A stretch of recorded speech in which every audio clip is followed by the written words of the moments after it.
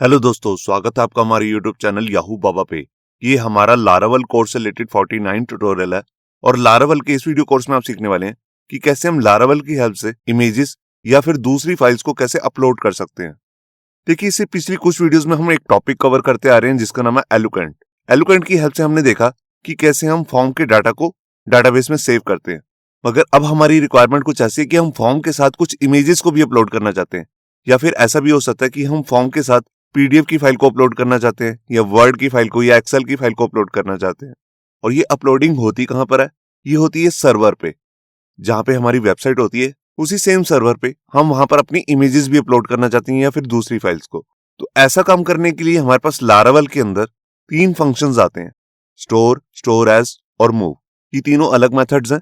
इन तीनों मेथड्स का एक ही काम होता है, हमारी इमेजेस या फिर दूसरी फाइल्स को अपलोड करना, मगर इनकी फंक्शनैलिटी में थोड़ा बहुत फर्क होता है जो हम इस वीडियो में सीखने वाले हैं। इसके अलावा भी हमारे पास लारावल के अंदर 2 अलग से क्लासेस आती हैं, स्टोरेज क्लास और फाइल क्लास। इनकी हेल्प से भी हम इमेजेस वगैरह को अपलोड कर सकते हैं, मगर इसमें हमारे को कुछ एक्स्ट्रा फंक्शनैलिटीज भी मिलती हैं, जैसे कि हम सर्वर पे ही कोई फाइल क्रिएट करके उसको वहीं पर अपलोड कर देते हैं। इन दोनों क्लासेस के बारे में हम अपनी आगे आने वाली वीडियोस में देखेंगे। तो ये पहले समझते हैं कि लारावल के अंदर हम फाइल को अपलोड कैसे करते हैं, उसके स्टेप्स क्या होते हैं। देखिए, जो सबसे पहला स्टेप होता है वो होता है हमारी HTML की फाइल, जहां पर जाकर हम सबसे पहले एक फॉर्म क्रिएट करेंगे और उसके अंदर हम अपना मेथड लेंगे पोस्ट, और वहां पे हमें एक एट्रीब्यूट लेना जरूरी होता है जिसका नाम होता है इंक टाइप।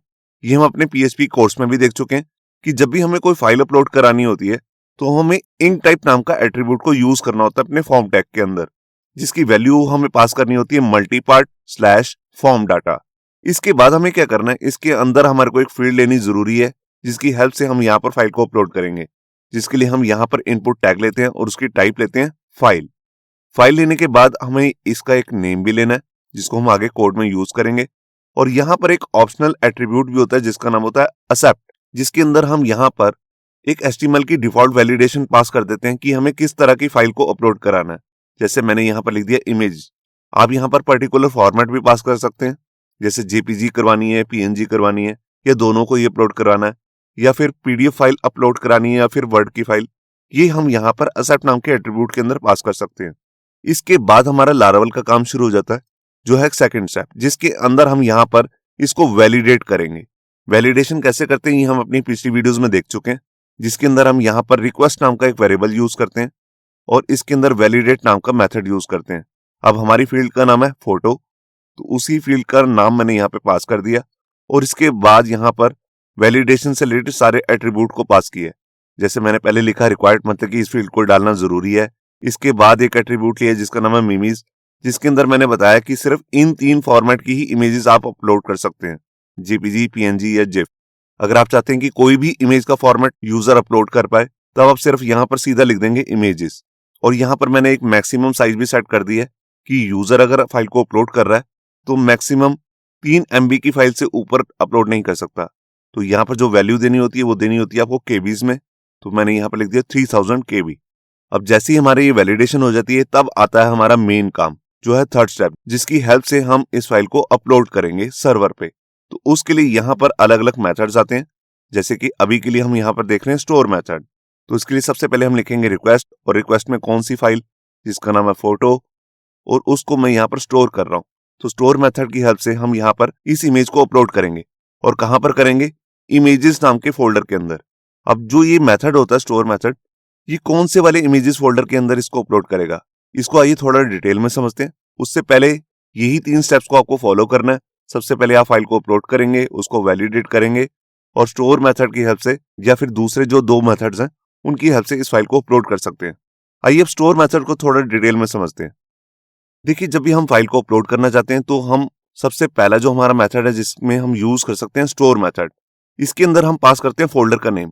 आप कोई भी फोल्डर का नाम यहाँ पे पास कर सकते हैं, जैसे अपलोड नाम का फोल्डर हो गया, इमेजेस नाम का फोल्डर हो गया, या फिर कोई भी एक नेम आप यहाँ पर डिफाइन कर सकते हैं। अब ये फोल्डर होना कहाँ चाहिए? देखिए, जब भी हम स्टोर मेथड यूज करते हैं तो हमारी इमेजेस जो होती हैं वो स्टोरेज नाम के एक फोल्डर के अंदर सेव होती हैं। ये स्टोरेज नाम का फोल्डर जो होता है लारावल प्रोजेक्ट के अंदर ही डिफॉल्ट रूट फोल्डर के अंदर ही होता है, और इसके अंदर भी मल्टीपल फोल्डर्स होते हैं। उसमें भी स्पेशल एक फोल्डर होता है जिसका नाम होता है ऐप फोल्डर, और इसी ऐप फोल्डर के अंदर ही हमारी इमेजेस सेव होती हैं। तो जैसे मैंने यहाँ पर लिखा इमेजेस, तो ये स्टोर मेथड क्या करेगा, ये चेक करेगा कि जो हमारी ये ऐप फोल्डर है इसके अंदर इमेजेस नाम का फोल्डर है कि नहीं। अगर नहीं है तो वो उसको क्रिएट कर देगा, और अगर होगा तो उसी के अंदर जाकर ये इमेज को सेव कर देगा। तो जब भी आप स्टोर मेथड यूज कर रहे हैं तो आप समझ जाना कि हमारी जो इमेज सेव होगी वो स्टोरेज नाम के फोल्डर के अंदर, ऐप फोल्डर के अंदर सेव होगी। इसके अंदर हम यहाँ पर एक सेकंड पैरामीटर भी ले सकते हैं जो हमारा स्टोर मेथड होता है, कुछ इस तरह से। देखिए जैसे मैंने यहाँ पर कोमा लगा के यहाँ पर एक वैल्यू दी है पब्लिक। अब ये पब्लिक क्या है, देखिए जो ये पब्लिक होता है ये होता है हमारा फाइल सिस्टम डिस्क, मतलब कि एक एरिया ऐसा जहां पर हम इमेज को सेव करना चाहते हैं। देखिए लारावेल के अंदर दो तरह की फाइल सिस्टम डिस्क होती हैं, एक होती है लोकल और एक होती है पब्लिक। अगर आप यहाँ पर कोई भी वैल्यू नहीं लेते, जैसे हमने पहले यहाँ पर मेथड में देखा है, हमने यहाँ पर कोई भी वैल्यू नहीं ली है, तो इसका मतलब है उसकी वैल्यू है लोकल, क्योंकि लोकल जो होती है वो डिफॉल्ट वैल्यू होती है। और लोकल का मतलब होता है कि हमारी जो इमेजेस नाम का फोल्डर होगा वो होगा ऐप फोल्डर के अंदर। और अगर हम यहाँ पर पब्लिक पास कर देते हैं तब स्टोर मेथड क्या करेगा, ऐप फोल्डर के अंदर ही हमारे पास यहाँ पर एक फोल्डर होता है जिसका नाम होता है पब्लिक, उसके अंदर जाकर इमेजेस नाम का फोल्डर क्रिएट कर देगा। और लोकल क्या करता है, वो ऐप फोल्डर के अंदर क्रिएट करता है। अब इन दोनों में डिफरेंस क्या होता है, अगर हमारी इमेज ऐप फोल्डर के अंदर हो रही है या फिर पब्लिक फोल्डर के अंदर, इन दोनों में फर्क क्या है। देखिए इन दोनों में एक बहुत बड़ा डिफरेंस होता है। जब भी हम ऐप फोल्डर के अंदर इमेजेस के अंदर यहाँ पर अपनी इमेजेस को अपलोड करेंगे तो उसको हम यहाँ पर रीड नहीं कर सकते, ये एक तरीके का लॉक फोल्डर होता है। मगर जब भी हम पब्लिक के अंदर हमारा कोई भी फोल्डर हम यहाँ पर बनाकर उसमें अपनी फाइल अपलोड करते हैं, चाहे वो इमेजेस की फाइल हो या कोई और दूसरी फाइल्स हो, उसको हम बाद में जाकर रीड भी कर सकते हैं, मतलब कि यूजर को शो भी कर सकते हैं। तो मोस्टली तो हम लोकल को तभी यूज करते हैं अगर हमने कुछ सिक्योर फाइल को सेव करवाना हो, जिसको हमने बाद में रीड नहीं करवाना यूजर को। अब यहाँ पर जो हमारा ये स्टोर मेथड होता है इसके बारे में आपको एक चीज और भी बताना चाहता हूँ। इसके अंदर हम कभी भी फाइल का नेम यहाँ पर पास नहीं करते। आप देख रहे हैं दोनों केसेस में यहाँ पर मैंने कोई फाइल का नेम पास नहीं किया है कि हमने कौन सी वाली फाइल को यहाँ पर अपलोड करा रहे हैं। बेसिकली जो स्टोर मेथड होता है ये क्या करता है, ये हमारी जो फाइल होती है उसका रीनेम कर देता है, मतलब कि उसका एक यूनिक रैंडम नेम सेट करके उसको अपलोड कर देता है। मान लीजिए आपकी फाइल का नाम है myphoto.jpg, तो स्टोर मेथड क्या करेगा, उसका एक रीनेम करके उसका एक रैंडम नेम पास कर देगा। ये देखिए कुछ इस तरह से, इस तरह के नेम को हम हैश नेम भी कहते हैं। इसका फायदा क्या होता है, देखिए मान लीजिए कई बार हैकर्स क्या करते हैं, वो नेम के अंदर ही कोई कोड पास कर सकते हैं या फिर उसी के अंदर एक टेक्स्ट जो है उसके अंदर पास कर देते हैं, फिर उसको अपलोड करते हैं। तो उससे बचने के लिए हमारे पास यहाँ पर हम स्टोर मेथड का यूज करते हैं, जिसकी हेल्प से यहाँ पर ये इस नेम को रीनेम कर देता है, एक रैंडम नेम यहाँ पर पास कर देता है जो कि तकरीबन 16 कैरेक्टर्स का एक हैश नेम होता है, जैसा कि आप यहाँ पे देख रहे हैं। और अगर आप यहाँ पर इस तरह से यूनिक नेम नहीं सेट करना चाहते, आप चाहते हैं कि यूजर ने जो नेम रखा है वो ही सेट हो जाए या फिर मैं जो उसका रीनेम करूं अपनी मर्जी से वो सेव हो सर्वर पे, तो उसके लिए भी हमारे पास यहाँ पे एक मेथड आता है जिसको हम कहते हैं स्टोर एज। स्टोर एज और स्टोर में सिर्फ एक डिफरेंस होता है, इसके अंदर हम एक सेकंड पैरामीटर में इमेज का नाम भी यहाँ पर पास कर देते हैं कि हमारी इमेज का नेम क्या है। अगर हमने अपनी तरफ से कोई इमेज का रीनेम किया है उसको भी हम यहीं पर पास करते हैं। बाकी इन दोनों के सेव होने में कोई भी डिफरेंस नहीं होता।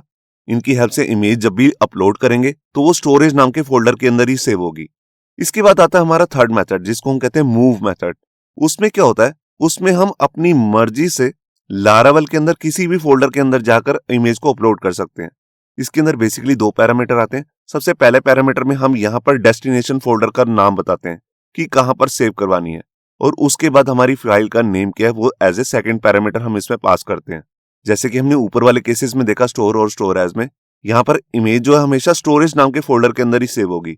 मगर मूव मेथड की हेल्प से हम यहाँ पे किसी भी फोल्डर के अंदर जाकर इमेज को सेव कर सकते हैं।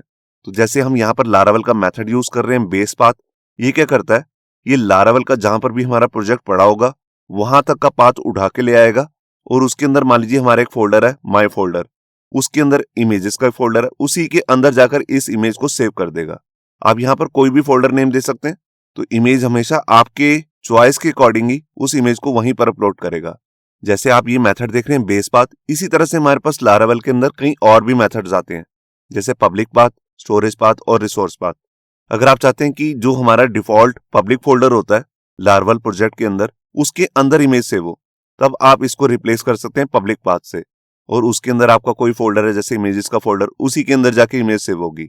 और अगर आप चाहते हैं कि जैसे हम स्टोरेज फोल्डर के अंदर सेव करते हैं, बिल्कुल मूव मेथड की हेल्प से हम स्टोरेज फोल्डर के अंदर अगर इसे सेव करना चाहते हैं तो हम इस मेथड का यूज करेंगे स्टोरेज पाथ। बिल्कुल इसी तरह से हमारे पास एक रिसोर्सेस नाम का भी एक फोल्डर होता है। अगर आप उसके अंदर सेव करना चाहते हैं तो आप यहाँ पर बेस पाथ की जगह लिख देंगे रिसोर्स पाथ, और उसके अंदर आपके फोल्डर का नेम, और उसके बाद कोमा लगा के यहाँ पर आपकी फाइल का नेम जिसको आप अपलोड कर रहे हैं। तो ये शुरू करते हैं प्रैक्टिकल और देखते हैं कि इन तीनों मेथड की हेल्प से हम फाइल को स्टोर कैसे करते हैं, या फिर हम ये भी देखने वाले हैं कि फाइल को अपडेट या डिलीट कैसे करते हैं। तो देखिए, प्रैक्टिकल शुरू करने से पहले मैं आपको दिखाना चाहता हूं कि हम यहाँ पर इमेज को अपलोड भी करेंगे और यहाँ पर उसको डाटाबेस में सेव भी करेंगे। तो जब भी हम लारावेल के साथ उसकी कोडिंग करना चाहते हैं तो सबसे पहले हम यहाँ पे क्या करेंगे, अपने एग्जाम सर्वर में जाकर अपाची और माईसीक्वल को स्टार्ट कर लेंगे। यहाँ पर मैं आपको दिखाता हूँ कि यहाँ पर जो अब इस वीडियो में हम डाटाबेस यूज करने वाले हैं उसका नाम है यहाँ पर फाइल अपलोड, जिसके अंदर मैंने यहाँ पर यूजर्स नाम से एक टेबल क्रिएट किया है। इसको मैं ओपन करके दिखाता हूँ। ये देखिए, यहाँ पर हमने 4 कॉलम्स बनाए हैं, आईडी, फाइल नेम जिसके अंदर हमारा फाइल का नेम स्टोर होगा, और यहाँ पर टाइम स्टैम्प के भी 2 कॉलम है, क्रिएटेड एट और अपडेटेड एट। तो ये सबसे पहले अब शुरू करते हैं यहाँ पर प्रैक्टिकल। तो देखिए, यहाँ पर मैंने अपना कोड एडिटर ओपन कर लिया जिसका नाम है VS कोड, और यहाँ पर मैंने एक प्रोजेक्ट भी क्रिएट किया है जिसका नाम है फाइल अपलोड। अब सबसे पहले मैं आपको दिखा देता हूँ कि जो इस वीडियो के अंदर हम डाटाबेस यूज करने वाले हैं उसको मैंने यहाँ पर माइग्रेशन के अंदर क्रिएट भी किया है। ये देखिए, यहाँ पर मैंने यूजर्स नाम का एक टेबल क्रिएट किया है जिसकी आप डाटा टाइप भी देख सकते हैं कि तीनों कॉलम्स की डाटा टाइप भी आ रही है, आईडी है, फाइल नेम है जिसकी डाटा टाइप है स्ट्रिंग, और यहाँ पर टाइम स्टैम्प के भी 2 कॉलम्स है। अब यहाँ पर मैंने सबसे पहले एक मॉडल की फाइल क्रिएट करके रखी है जिसका नाम है user.php। अब इसी के साथ मैं इसकी एक कंट्रोलर की फाइल भी बना लेता हूँ जिसके अंदर हम इसका कोड करने वाले हैं। तो उसके लिए मैं यहाँ पर टर्मिनल में जाता हूँ, न्यू टर्मिनल, और यहाँ जाके लिखता हूँ command php artisan make controller, और कंट्रोलर का नाम है यहाँ पर यूजर कंट्रोलर। ये देखिए, यहाँ पर ये कंट्रोलर की फाइल क्रिएट हो चुकी है। अब यहाँ पर मैं क्या करता हूँ, सबसे पहले सर्वर को भी ऑन कर लेता हूँ, php artisan सर्व, और ये देखिए ये हमारा सर्वर भी ऑन हो चुका है। अब यहाँ पे सबसे पहले मैं क्या करता हूँ, सबसे पहले मेरे को यहाँ पर अपनी एक HTML की फाइल क्रिएट करनी है जिसके अंदर मैं एक फॉर्म भी क्रिएट कर लेता हूँ। तो उसके लिए मैं जाता हूँ रिसोर्सेज फोल्डर के अंदर, और यहाँ पर जो हमारा व्यू फोल्डर है यहीं पर हमारे पास एक फाइल आ रही है जिसका नाम है welcome.blade.php। इसी का मैं रीनेम कर लेता हूँ। इसका नाम मैं रख रहा हूँ file upload, file hyphen upload dot blade dot php। इस फाइल को मैं ओपन कर लेता हूँ। ये देखिए, इसके अंदर जो पहले से कोड आ रहा है इसको मैं रिमूव कर देता हूँ। तो यहाँ पर मैंने सारी फाइल को सिलेक्ट करके यहाँ कर दिया डिलीट। यहाँ मैं अपना बेसिक HTML का कोड लिख लेता हूँ। अब यहाँ पर मैं बूटस्ट्रैप को यूज करने वाला हूँ, तो यहाँ पर मैं बूटस्ट्रैप का CDN पाथ भी कॉपी करके ले आता हूँ उसकी वेबसाइट से। तो देखिए, यहाँ पर वेब ब्राउजर में आकर मैंने अपनी वेबसाइट ओपन कर ली जिसका नाम है getbootstrap.com। इस पेज को मैं थोड़ा सा स्क्रॉल करूंगा तो यहीं पर मुझे CDN पाथ भी मिल जाएगा। आप इसे डाउनलोड भी कर सकते हैं, मगर अभी के केस में मैं यहाँ पर इसकी CSS के CDN पाथ लगा रहा हूँ। तो यहाँ से मैं इसे कॉपी कर लेता हूँ और यहाँ पर आकर इसे पेस्ट कर लेता हूँ। ये देखिए, अब यहाँ पर टाइटल भी चेंज कर लेता हूँ, यहाँ लिख देता हूँ फाइल अपलोड। अब इसके अंदर आकर बेसिक मैं HTML का कोड लिख लेता हूँ, जैसे कंटेनर क्लास लेके उसके अंदर रो, उसके अंदर कॉल की क्लास। ये देखिए, अब यहाँ पर मैं एक हेडिंग ले लेता हूँ जैसे H2 टैग में, जिसके अंदर मैं लिख रहा हूँ फाइल अपलोड, और यहाँ पर क्लास भी लगा देता हूँ टेक्स्ट सेंटर, और इसको मार्जिन बॉटम भी दे देता हूँ। ये देखिए 2 पिक्सल का। अब बिल्कुल इसी तरह से इसी के नीचे मैं एक रो और क्रिएट कर लेता हूँ जहां पर मैं अपनी फॉर्म की फील्ड्स को डालने वाला हूँ। तो उसके लिए सबसे पहले मैं यहाँ पर फॉर्म टैग ले लेता हूँ, और यहाँ पर आकर मैं दोबारा से अपनी रो क्लास लेता हूँ। मैंने यहाँ पर 2 कॉल की क्लास ली है जिसपे कॉल स्पैन 12 वैल्यू दी है मैंने। उसी के बाद मैं यहाँ पर आके क्या करता हूँ, यहाँ पर अपनी फील्ड ले लेता हूँ इनपुट टाइप फाइल, इसको एक नेम भी दे देता हूँ। नेम में मैं इसकी फील्ड का नाम ही ले रहा हूं जैसे फोटो, मैं क्योंकि यहां पर इमेज अपलोड करना चाहता हूं। आप कुछ भी नेम ले सकते हैं अगर कोई और फाइल अपलोड करा रहे हैं। इसके बाद इसमें एक मेन चीज मेरे को यहाँ पे पास करनी है जिसका नाम है एक्सेप्ट। एक्सेप्ट के अंदर आप यहाँ पे बता सकते हैं कि आपको किस फॉर्मेट की फाइल को अपलोड करवाना है। तो ये देना जरूरी नहीं होता, मगर अगर आप इसे दे देंगे तो आपके लोकल सिस्टम पे यहाँ पर वैलिडेट हो जाता है पेज कि आपको किस फॉर्मेट की फाइल अपलोड करवानी है। आपकी वेबसाइट के विजिटर को भी पता लग जाता है। तो देखिए, अगर आपको सिर्फ इमेज अपलोड करानी है तो आप यहाँ पे लिख सकते हैं इमेज स्लैश स्टार। इसका मतलब है कोई भी इमेज का फॉर्मेट चल जाएगा। अगर आप इस तरह से नहीं चाहते, आप चाहते हैं कि मेरे को वीडियो फाइल अपलोड करानी है, तो आप यहां पर वीडियो भी लिख सकते हैं। अगर आपको ऑडियो फाइल अपलोड करानी है तो आप यहां पर ऑडियो भी लिख सकते हैं। या अगर आपको इमेज के ही पर्टिकुलर कोई एक फॉर्मेट को अपलोड करवाना है तो वो भी आप यहां पे पास कर सकते हैं। उसके लिए आप यहां पे लिखेंगे जैसे डॉट जेपीजी, अगर आपको सिर्फ जेपीजी फॉर्मेट की ही इमेज अपलोड करवानी है। मगर मैं यहां पर 3-4 फॉर्मेट पास कर देता हूं, डॉट पीएनजी, डॉट जेपीईजी। ये देखिए, तो मैंने यहां पर इमेज की अपनी फील्ड भी ले लिया फाइल, और यहां पर उसमें बता भी दिए कि मुझे सिर्फ इन्हीं 3 फॉर्मेट की इमेज को अपलोड करवाना है। अब इसके साथ मैं इसके लिए यहां पर एक बटन भी ले लेता हूं।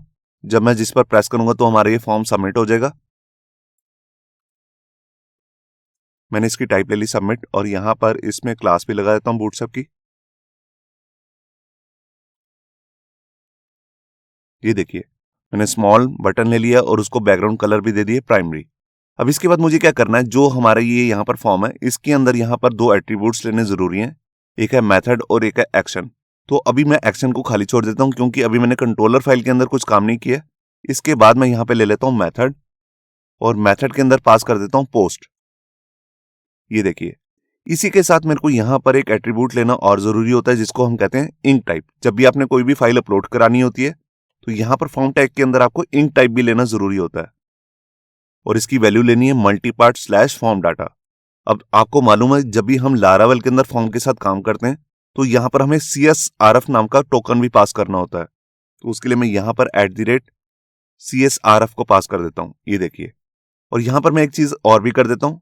मैं चाहता हूँ कि अगर मेरी फाइल कभी भी अपलोड ना हो, उसमें कोई भी एरर आए, तो यहाँ पर एरर मैसेज भी आ जाए। तो उसके लिए मैं यहाँ पर इसी के नीचे लारावेल का मेथड यूज कर लूंगा जिसका नाम होता है @error। ये देखिए, ये एरर स्टार्ट हुआ और यहाँ पर ये बंद हो गया। अब इसके अंदर मैं चेक क्या करना चाहता हूँ, मैं फोटो को चेक करना चाहता हूँ। तो फोटो से रिलेटेड कोई भी एरर आएगा तो यहाँ पर इस कंडीशन में आ जाएगा, और यहाँ पर मैं एक मैसेज भी शो कर देता हूँ। मैं एक डिव ले लेता हूँ जिसपे क्लास लगा रहा हूँ अलर्ट, और उसको कलर भी देता हूँ अलर्ट मैसेज, अलर्ट डेंजर। ये देखिए, और इसी के अंदर मेरा मैसेज आ जाएगा। ये मैंने मैसेज नाम का एक वेरिएबल पास कर दिया। ये सब हम अपनी वैलिडेशन की वीडियो में देख चुके हैं। इसको मैं थोड़ा सा मार्जिन बॉटम भी दे देता हूं। ये देखिए, अब जो ये इमेजेस मैं यहां से अपलोड करूंगा उसको मुझे यहां पर शो भी करना है। तो शो भी मैं इसी पेज पे ही करने वाला हूं, किसी दूसरे पेज पे नहीं करने वाला हूं। तो उसके लिए मैं यहाँ पे क्या करता हूं, जैसे मैंने ये एक रो क्रिएट की है, जब ये मेरा फॉर्म कंप्लीट हो जाएगा यहाँ पर, इसके बाद मैं एक रो और ले लेता हूं सबसे नीचे जाकर। तो इसी रो को मैं पूरा एक बार और कॉपी कर लेता हूं, और यहां पर कॉल की क्लास लगा देता हूं जैसे टू। मेरे को बहुत सारी इमेजेस दिखानी है तो मैं इसी को रिपीट करूंगा, अभी बाद में करूंगा। उससे पहले मैं यहां पर एक मैसेज भी शो कर देता हूं। देखिए, जब भी इमेज अपलोड हो जाएगी तो मैं चाहता हूं एक सक्सेस का मैसेज यहां पर शो हो जाए। तो उसके लिए मैं यहां पर अपना सेशन नाम का मेथड यूज करने वाला हूं। तो उसके लिए मैं यहां पर चेक कर लेता हूं इफ कंडीशन, और इसके अंदर पास कर देता हूं सेशन मेथड, और इसके अंदर एक वैल्यू ले लेता हूं जैसे स्टेटस नाम से, जिसको मैं बाद में चेक करवाऊंगा कि स्टेटस की कोई वैल्यू सेट है कि नहीं। ये हम कंट्रोलर की फाइल से इसको सेंड करेंगे। और यहाँ पर एक डिव शो होगा, जब भी सक्सेस मैसेज शो होगा तो उस पर अलर्ट नाम की क्लास लगी होगी बूटस्ट्रैप की।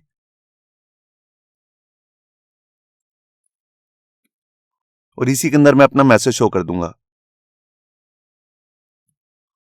जो भी स्टेटस में वैल्यू आएगी उसी को मैं यहाँ पे शो करने वाला हूँ। ये देखिए, तो ये हमारा काम कंप्लीट हो चुका है HTML का। ये शो करने का काम हम बाद में करेंगे। पहले हम यहाँ पर फाइल से इमेज को अपलोड करके देखने वाले हैं। तो यहाँ पर मैंने फाइल को सेव किया। अब यहाँ पर जाकर सबसे पहले मैं क्या करता हूँ, यहाँ पर मैं अपनी कंट्रोलर की फाइल को ओपन करने वाला हूँ। तो HTTP फोल्डर के अंदर यहाँ पर हमारी फाइल है जिसका नाम है यूजर कंट्रोलर। तो ये बेसिकली कोई रिसोर्स कंट्रोलर फाइल नहीं है। मैं सबसे पहले क्या करता हूँ, इसको रिमूव करके दोबारा से फाइल को क्रिएट करता हूँ, क्योंकि मुझे यहाँ पर बनानी है रिसोर्स कंट्रोलर फाइल। मैं टर्मिनल ओपन करता हूँ। ये देखिए, PHP artisan make controller user controller, और यहाँ पर मुझे फ्लैग भी पास करना है -रिसोर्स, क्योंकि मुझे रिसोर्स कंट्रोलर बनाना है।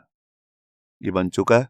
यहाँ पर देखिए मेरी फाइल भी आ चुकी है यूजर कंट्रोलर। ये देखिए, अब यहाँ पर आप देख रहे हैं कि यहाँ पर हमारे पास एक मेथड है स्टोर नाम से, हम इसको भी यूज कर सकते हैं। तो अगर मुझे इसे असेस करना है फॉर्म की हेल्प से, तो इसको मुझे अपने यहाँ पर एक्शन के अंदर भी पास करना पड़ेगा। फॉर्म के अंदर ये एक्शन एट्रीब्यूट है, यहाँ पर मैं इसे पास कर देता हूँ। तो यहाँ पर मैं मेथड यूज करूंगा राउट, और हम रिसोर्स कंट्रोलर यूज कर रहे हैं, तो यहाँ पर स्टोर मेथड का जो राउट होता है उसके लिए मैं यहाँ पे लिखूंगा यूजर, सबसे पहले अपने मॉडल का नाम और उसके बाद स्टोर। ये देखिए, अब जब भी यूजर फॉर्म को सबमिट करेगा तब ये इसी वाले राउट पे हमारा डाटा जाने वाला है। तो यहाँ पर इस फाइल को मैंने सेव किया और यहाँ पर आता हूँ अपनी कंट्रोलर फाइल में। ये देखिए, अब जो भी रिक्वेस्ट होगी, मतलब कि जो भी यूजर ने फॉर्म में इमेज अपलोड की होगी वो यहाँ पर आ जाएगी हमारे पास रिक्वेस्ट नाम के वेरिएबल में। तो इसी को सबसे पहले मैं आपको यहाँ पर शो करता हूँ। तो यहाँ पर मैं ले लेता हूँ फाइल नाम का एक वेरिएबल, जिसके अंदर मैं अपनी रिक्वेस्ट से एक डाटा देखने वाला हूँ। जो हमारा इनपुट टाइप फाइल में आ रहा है उसका डाटा मुझे देखना है, तो उसका नेम मैंने यहाँ पर लिया था फोटो। ये देखिए, यही नेम मेरे को इस कंट्रोलर के अंदर यूज कर लेना। अब जो भी डाटा मेरे पास यहाँ पे आ जाएगा फाइल नाम के वेरिएबल में, उसको मैं यहाँ पर आपको सबसे पहले रिटर्न करके दिखाता हूँ। तो उसके लिए मैं आपको एरे की फॉर्म में यहाँ पर रिटर्न कर रहा हूँ, तो इसके लिए मैं मेथड यूज कर रहा हूँ dd। आप सिंपल रिटर्न भी कर सकते हैं। तो dd के अंदर हमारे को फाइल की भी पूरी इंफॉर्मेशन दिख जाएगी। तो यहाँ पर मैंने फाइल को सेव किया और अभी मैं आपको ब्राउजर में चेक कराता हूँ। उससे पहले मैं इसका एक राउट भी क्रिएट कर लेता हूँ। तो उसके लिए मैं देखिए, मैं यहाँ पर आया अपने राउट फोल्डर के अंदर और यहाँ पर हमारी फाइल है web.php। अब यहाँ पर मैं अपने रिसोर्स कंट्रोलर के लिए एक राउट भी क्रिएट कर लेता हूँ। तो यहाँ पर मैं इसी को राउट को यूज कर लेता हूँ। तो देखिए, मैंने यहाँ पर पहला पैरामीटर ले लिया यूजर और यहाँ पे हमारे कंट्रोलर फाइल का नाम है यूजर कंट्रोलर। इसको मैं इंक्लूड भी कर लेता हूँ इंपोर्ट क्लास से। ये देखिए, अगर आपके केस में ये नहीं हो रही है तो आप इसे मैनुअली भी लिख सकते हैं। तो यहाँ पर मैंने इसका राउट बना लिया अपने रिसोर्स कंट्रोलर का, जिसका नाम है यूजर कंट्रोलर। इस फाइल को मैं सेव करता हूँ। तो देखिए, यहाँ पर मैं आ गया अपने वेब ब्राउजर में और यहाँ पर मैंने अपना लारावल का प्रोजेक्ट भी ओपन कर लिया। तो पहला पेज मैंने यहाँ पर बंद कर दिया, उसका रीनेम कर दिया था। तो यहाँ पर मेरे को अपने राउट का नाम लिखना है, जिसका नाम है यूजर। ये देखिए, यहाँ पर कोई भी एरर नहीं है। अब सबसे पहले मुझे क्या करना है, देखिए जो मेरी कंट्रोलर की फाइल है, यहाँ पर मैं चाहता हूँ कि जब भी मैं ये इंडेक्स, मतलब कि इसका मेन राउट ओपन करूँ यूजर का, तो यहाँ पर मेरे को अपनी HTML की फाइल भी दिखनी चाहिए। तो उसके लिए मैं यहाँ पे क्या करने वाला हूँ, इसको रिटर्न करने वाला हूँ अपनी व्यू फाइल। और व्यू फाइल का नाम है यहाँ पर फाइल अपलोड। तो यहाँ पर मैंने फाइल को सेव किया और यहाँ पर आया, फाइल को रिफ्रेश और ये देखिए, यहाँ पर हमारी हेडिंग आ चुकी है और यहाँ पर हमारे पास फील्ड्स भी आ रही है, चूज फाइल और यहाँ पर सबमिट। अब मैं चाहता हूँ कि जब भी मैं इस पे फाइल चूज करूँ, ये देखिए, ये मेरी कुछ इमेजेस है यहाँ पर जिनको मैं अपलोड करने वाला हूँ इस वीडियो के अंदर। तो सबसे पहली जो इमेज है इसको मैं यहाँ से सिलेक्ट करता हूँ और यहाँ से ओपन करता हूँ। ये देखिए, अब इसके बाद मैं इसे सबमिट करता हूँ। ये देखिए, यहाँ पर हमारे dd जो मेथड है लारावल का, उसने यहाँ पर रिटर्न कर दिया कि हमने यहाँ पर कौन सी इमेज अपलोड की है, उसका ओरिजिनल नेम क्या है, उसकी मिमी टाइप क्या है, मतलब कि किस फॉर्मेट की इमेज है। और यहाँ पर आपको बाकी इंफॉर्मेशन भी मिलने वाली है, उसका file name, base name, path name वगैरह। अब इसके बाद मुझे क्या करना है, यहाँ पर जो ये मैंने फाइल को यहाँ पर अपलोड करवा रहा हूँ, इसको सबसे पहले वैलिडेट करना है। तो ये dd मेथड को मैं यहाँ से हटा देता हूँ और यहाँ पर अपना लारावल का मेथड यूज करने वाला हूँ वैलिडेट। तो उसके लिए मुझे इसी वेरिएबल का यूज करना है, जिसका नाम है रिक्वेस्ट और उसके बाद वैलिडेट। अब वैलिडेट के अंदर हमें यहाँ पर लेना है एरे, क्योंकि यहाँ पर मैं वैलिडेट के अंदर मल्टीपल फील्ड्स को भी वैलिडेट कर सकता हूँ। तो हमारी फील्ड का नाम है फोटो और यहाँ पर मैं अपने वैलिडेशंस को रूल को अप्लाई करने वाला हूँ। तो यहाँ पर सबसे पहले मुझे अपनी वैलिडेशन लगानी है रिक्वायर्ड, क्योंकि इस फोटो को अपलोड करना जरूरी है, तभी मैंने यहाँ पर लिखा है रिक्वायर्ड। इसके बाद मुझे पाई का साइन देके यहाँ पर अपना दूसरा वैलिडेशन रूल भी पास करना है। अगर मैं चाहता हूँ सिर्फ इमेज ही यूजर अपलोड कर पाए, तो यहाँ पर मैं यूं भी लिख सकता हूँ इमेज। इसकी हेल्प से होगा क्या, सिर्फ यूजर इमेज की ही फाइल अपलोड कर सकता है। और अगर आप चाहते हैं कि यूजर पर्टिकुलर किसी इमेज की फाइल अपलोड कर पाए, तो उसके लिए मैं यहाँ पर मीमी पास कर दूंगा। ये देखिए मीमीज, इसके अंदर यहाँ पर मैं फॉर्मेट बता सकता हूँ कि मैं PNG, JPG या एक फॉर्मेट और पास कर देता हूँ JPEG। इन तीनों फॉर्मेट की ही इमेज सिर्फ अपलोड कर सकता हूँ। इसके बाद मैं यहाँ पर एक मैक्सिमम साइज भी दे सकता हूँ कि यूजर मैक्सिमम कितने फाइल की साइज को ये अपलोड कर सकता है। तो देखिए, जैसे मैं यहाँ पर लिख देता हूँ मैक्स और मैक्स के आगे पास कर देता हूँ 3000, जिसका मतलब है सिर्फ 3 MB की ही फाइल अपलोड कर सकता है यूजर, उससे नीचे की ही फाइल करेगा, उससे ऊपर की फाइल अपलोड नहीं होगी। इसमें हम यहाँ पर और भी बहुत सारे पैरामीटर्स दे सकते हैं, जैसे डायमेंशन देख सकते हैं, minimum weight, minimum height, maximum weight, maximum height. उसके लिए मेरे को यहाँ पर क्या करना है, यहाँ पर मैं लिखूंगा डायमेंशंस। अभी मैं ये करने नहीं वाला, मैं सिर्फ आपको बता रहा हूँ ये करते कैसे। यहाँ पर मुझे पाई का साइन लगाना है अगर आप चाहते हैं कि यूजर जो इमेज अपलोड करा रहा है उसकी कम से कम विड्थ कितनी हो, तो उसके लिए मैं यहाँ पर जैसे मिनिमम अंडरस्कोर विड्थ ले सकता हूँ और उसमें पास कर सकता हूँ उसकी डायमेंशन। जैसे मैंने यहाँ लिख दिया 100। अब 100 का मतलब है 100 पिक्सल। बिल्कुल इसी तरह से मैं यहाँ पर नेक्स्ट लाइन में लिख के दिखाता हूँ आपको, जैसे मिनिमम हाइट, इसकी वैल्यू दे दी मैंने 100। अब इसका मतलब है यहाँ पर इमेज जो मैं अपलोड करा रहा हूँ उसकी कम से कम हाइट और विड्थ जो है वो 100 और 100 होनी चाहिए। यहाँ पर मैं मैक्सिमम हाइट और मैक्सिमम विड्थ भी पास कर सकता हूँ।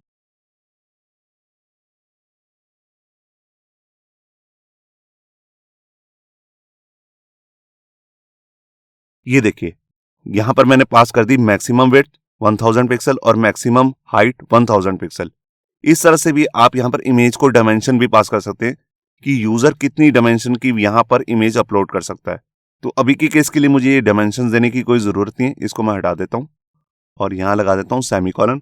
ये देखिए, तो ये मेरी वैलिडेशन भी लग चुकी है। अब इसके बाद मुझे क्या करना है, यहाँ पर इस इमेज को स्टोर करवाना है। तो उसके लिए मैं यहाँ पे क्या करूंगा, यहाँ पर एक वेरिएबल ले लेता हूँ जिसका नेम मैं लेने वाला हूँ पाथ। देखिए जो भी मैं इमेज अपलोड कराऊंगा उसका मेरे को एक पाथ रिटर्न होगा, वो मैं आपको शो करना चाहता हूँ और उसी सेम पाथ को मैं बाद में यहाँ पर डाटाबेस में सेव भी करूंगा। तो उसके लिए सबसे पहले मैं क्या करता हूँ, यहाँ पर अपना वेरिएबल लेता हूँ रिक्वेस्ट, और रिक्वेस्ट में मेरे को यहाँ पर बताना है फाइल मेथड, और फाइल का नेम क्या है यहाँ पर, जिसका नाम है फोटो। मैं इस तरह से लिख सकता हूँ और उसके बाद मुझे इसे स्टोर करवाना है। तो उसके लिए हमारे पास यहाँ पे 3 अलग अलग से मेथड आते हैं, स्टोर, स्टोर एज और मूव। तो सबसे पहले हम यहाँ पे यूज करके देख रहे हैं स्टोर। अब स्टोर जो है मुझे सेव कहाँ करवाना है, देखिए उसको मैं सेव करवाना चाहता हूँ इमेजेस नाम के फोल्डर के अंदर। और जो ये इमेजेस नाम का फोल्डर हो इसको मुझे रखना कहाँ पर है, इसको मुझे रखना है पब्लिक फोल्डर के अंदर। मैंने आपको बताया 2 तरीके के फाइल सिस्टम डिस्क होती हैं, लोकल और पब्लिक। तो मैं पब्लिक में कराना चाहता हूँ। मैं एक बार आपको शो भी कर देता हूँ ये पब्लिक फोल्डर होता कहाँ पर है। देखिए यहाँ पर हमारे पास ये जो हमारा रूट फोल्डर है इसी के अंदर एक फोल्डर होता है यहाँ पर स्टोरेज नाम से। और देखिए इसके अंदर 3 अलग अलग फोल्डर आ रहे हैं। हमारी जो फाइल स्टोर होंगी वो होंगी ऐप फोल्डर के अंदर। ये देखिए अगर मैं यहाँ पर लोकल पास कर देता हूँ तो हमारी इमेज सीधा ही ऐप फोल्डर के अंदर सेव हो जाएंगी, इमेजेस फोल्डर के अंदर। और अगर मैंने यहाँ पर पब्लिक पास किया तो पब्लिक फोल्डर के अंदर यहाँ पर अभी एक फोल्डर नहीं है जिसका नाम है इमेजेस। जो ये स्टोर मेथड है ये इसे अपने आप से ही क्रिएट कर देगा यहाँ पर और इसको सेव भी कर देगा। तो अब इसके बाद मुझे क्या करना है, जैसे ये मेरी इमेज स्टोर हो जाएगी तो मैं चाहता हूँ कि एक सक्सेस का मैसेज भी यहाँ पर शो हो जाए। तो उसके लिए मैं यहाँ पे क्या करता हूँ, सबसे पहले मैं यहाँ पर रिटर्न करता हूँ। और यहाँ पे मैं रिटर्न क्या करने वाला हूँ, यहाँ पर मैं चाहता हूँ कि जब भी मेरी फाइल सेव हो जाए तो ये रिडायरेक्ट होकर दोबारा से इसी इंडेक्स मेथड पे आ चला जाए जो हमारा होम पेज है ये वाला। तो यहाँ पर मुझे क्या करना है, लिखना है रीडायरेक्ट। तो बेसिकली मेरी यहाँ पर कोई फाइल नहीं है, तो यहाँ पर मैं क्या करता हूँ, मैं इसको राउट पे रीडायरेक्ट कर देता हूँ। तो इसके लिए मैं यहाँ पर लिखता हूँ राउट, और राउट का नेम रहेगा यूजर डॉट इंडेक्स। ये देखिए, और यहाँ पर मेरे को एक मैसेज भी सेंड करना है। तो उसके लिए मैं यहाँ पर मेथड यूज करने वाला हूँ विद, और विद के अंदर मैं यहाँ पर पहले एक की लेने वाला हूँ। तो उसका नाम मैंने रखा स्टेटस। स्टेटस मैंने वही की ली है जिसको मैं यहाँ पर शो भी करने वाला हूँ। ये देखिए स्टेटस, और इसके अंदर जो मेरे को मैसेज शो करना है वो मैं आगे लिख लेता हूँ।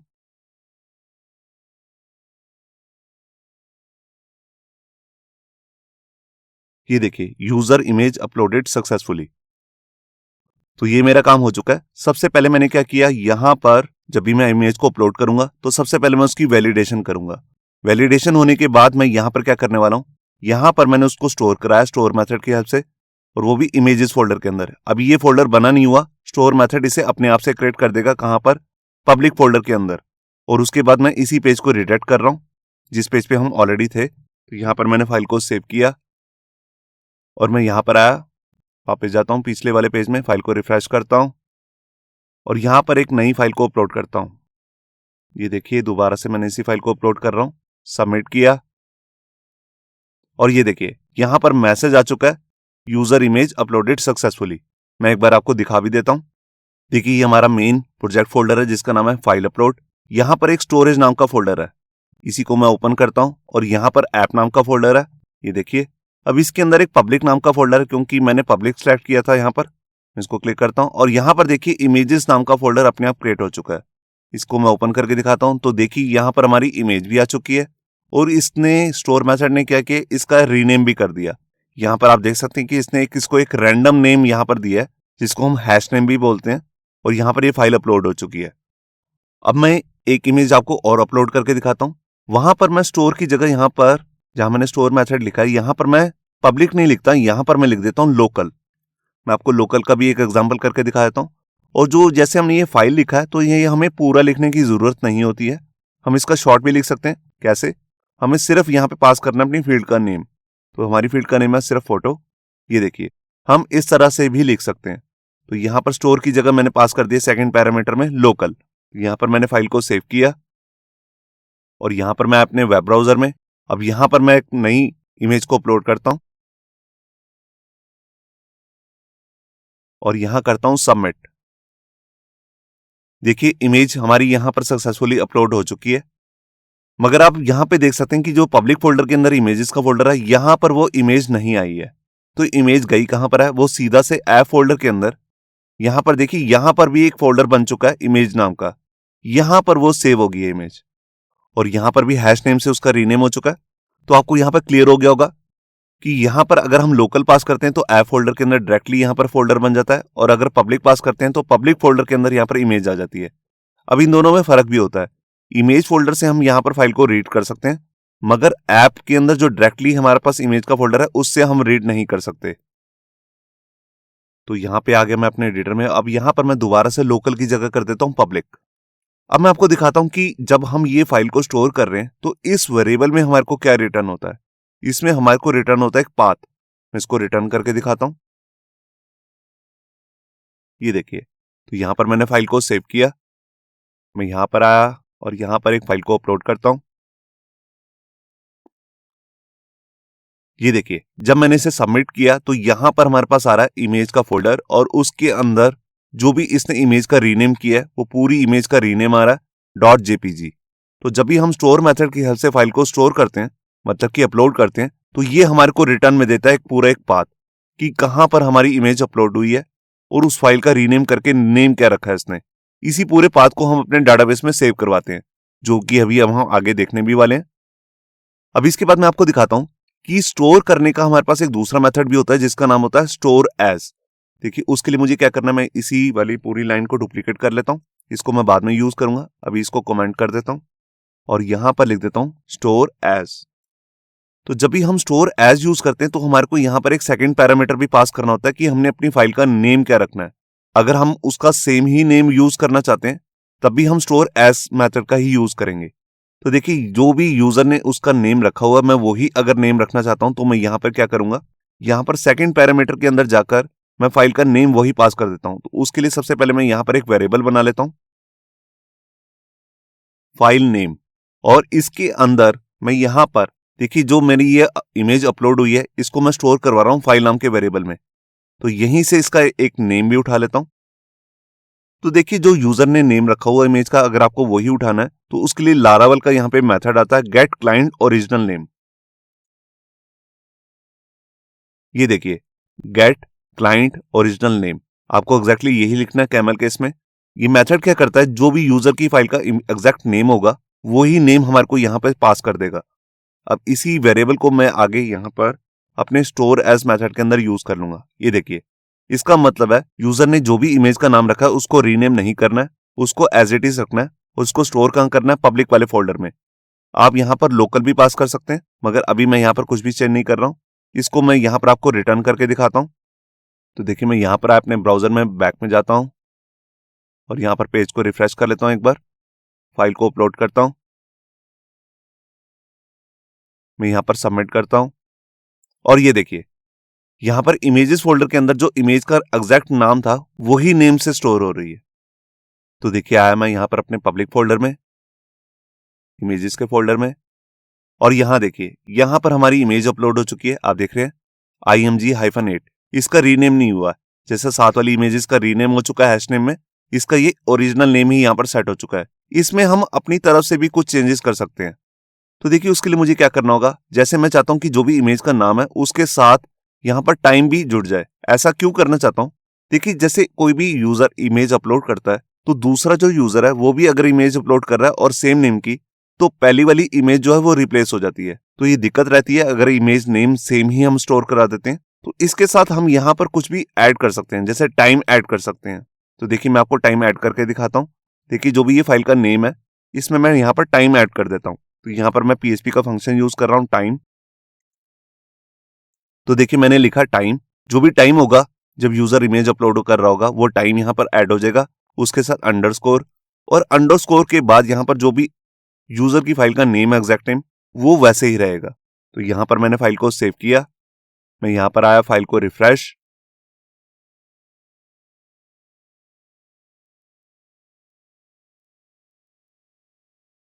यहाँ मैं सबमिट करता हूं, और ये देखिए यहाँ पर जो इमेज अपलोड हुई है, इमेज का एग्जैक्ट नेम तो ये था, उससे पहले अंडरस्कोर से पहले आप यहाँ पर देख रहे हैं यहाँ पर टाइम भी ऐड हो चुका है। मैं एक बार आपको फोल्डर भी चेक करा देता हूँ। ये देखिए यहाँ पर हमारी इमेज अपलोड हो चुकी है। नेम में यहाँ पर आप देख रहे हैं जो नेम है एग्जैक्टली img-3, उससे पहले यहाँ पर टाइम भी ऐड हो चुका है। तो इस तरह से आप यहाँ पर अपनी इमेज का खुद से भी रीनेम कर सकते हैं। आप जैसा भी करना चाहें वैसा कर सकते हैं। मैंने आपको इसके साथ टाइम ऐड करके दिखाया जो हम मोस्टली यूज करते हैं।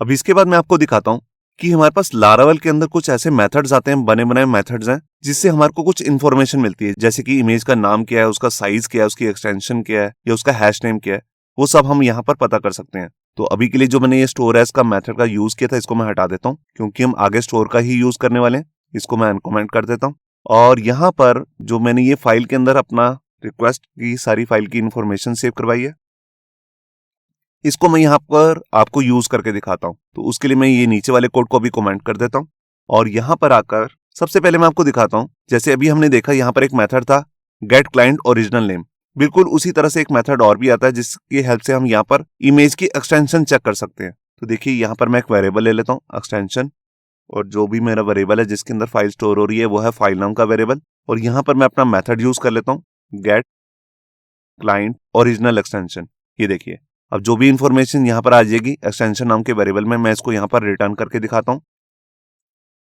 अभी मैं फाइल को यहाँ पर स्टोर नहीं कर रहा हूँ, जस्ट मैं आपको दिखा रहा हूँ कि यूजर अगर यहाँ पर इनपुट टाइप फाइल की हेल्प से फाइल को अपलोड करता है तो हम उसकी एक्सटेंशन कैसे निकाल सकते हैं कि यूजर ने किस एक्सटेंशन की फाइल यहाँ पर अपलोड की है। तो यहाँ पर मैंने फाइल को सेव किया, मैं यहाँ पर अपने वेब ब्राउजर में यहाँ आके रिफ्रेश करता हूँ, और यहाँ आके कोई इमेज को अपलोड करता हूँ। ये देखिए यहाँ पर एक्सटेंशन आ गई .jpg, मतलब कि जोन सी भी फाइल मैंने यहाँ पर अपलोड की है उसकी एक्सटेंशन है JPG। बिल्कुल इसी तरह से यहाँ पर हमारे पास एक मेथड और आता है जिसको हम कहते हैं एक्सटेंशन, उससे भी हम एक्सटेंशन को चेक कर सकते हैं। तो इसमें और उसमें फर्क क्या होता है, देखिए यूजर जो है वो एक्सटेंशन से छेड़खानी कर सकता है, कुछ भी उसमें जाकर चेंज कर सकता है। तो अब हमें इस मेथड से एग्जैक्ट एक्सटेंशन पता नहीं लग पाती है, तो उसके लिए मैं यहाँ पर जो हमारे पास दूसरा मेथड है उसी का हम यूज करते हैं मोस्टली, उसका नाम है एक्सटेंशन। देखिए यूजर ने एक्सटेंशन को बाद में जाके कुछ चेंज कर दिया हो कोई भी कोडिंग से, मगर उसकी एग्जैक्ट एक्सटेंशन क्या है वो हमें यहीं से पता लगती है। तो यहाँ पर मैंने फाइल को सेव किया, मैं यहाँ पर फाइल को अपलोड करता हूँ, सबमिट करता हूँ, और ये देखिए यहाँ पर भी आ रहा है JPG। तो अभी तो हमारी सेम ही एक्सटेंशन है, हमने कुछ छेड़खानी नहीं कर रखी है। मगर कई बार हैकर्स क्या करते हैं, वो आपको इमेज दिखाते कुछ और है मगर एग्जैक्टली उसकी एक्सटेंशन कुछ और होती है। तो उसका पता हम इस वाली एक्सटेंशन नाम की मेथड की हेल्प से पता लगा सकते हैं। हमारे पास इसी तरह से एक मेथड और होता है जिसका नाम होता है हैश नेम। ये मेथड क्या करता है, ये बेसिकली जो इमेज का नेम है उसको रीनेम करके हैश नेम बनाकर हमारे को रिटर्न करता है। इसके साथ अगर आप टाइम वगैरह जोड़ना चाहते हैं वो भी जोड़ सकते हैं। तो मैं यहां पर आया, एक फाइल अपलोड करता हूं,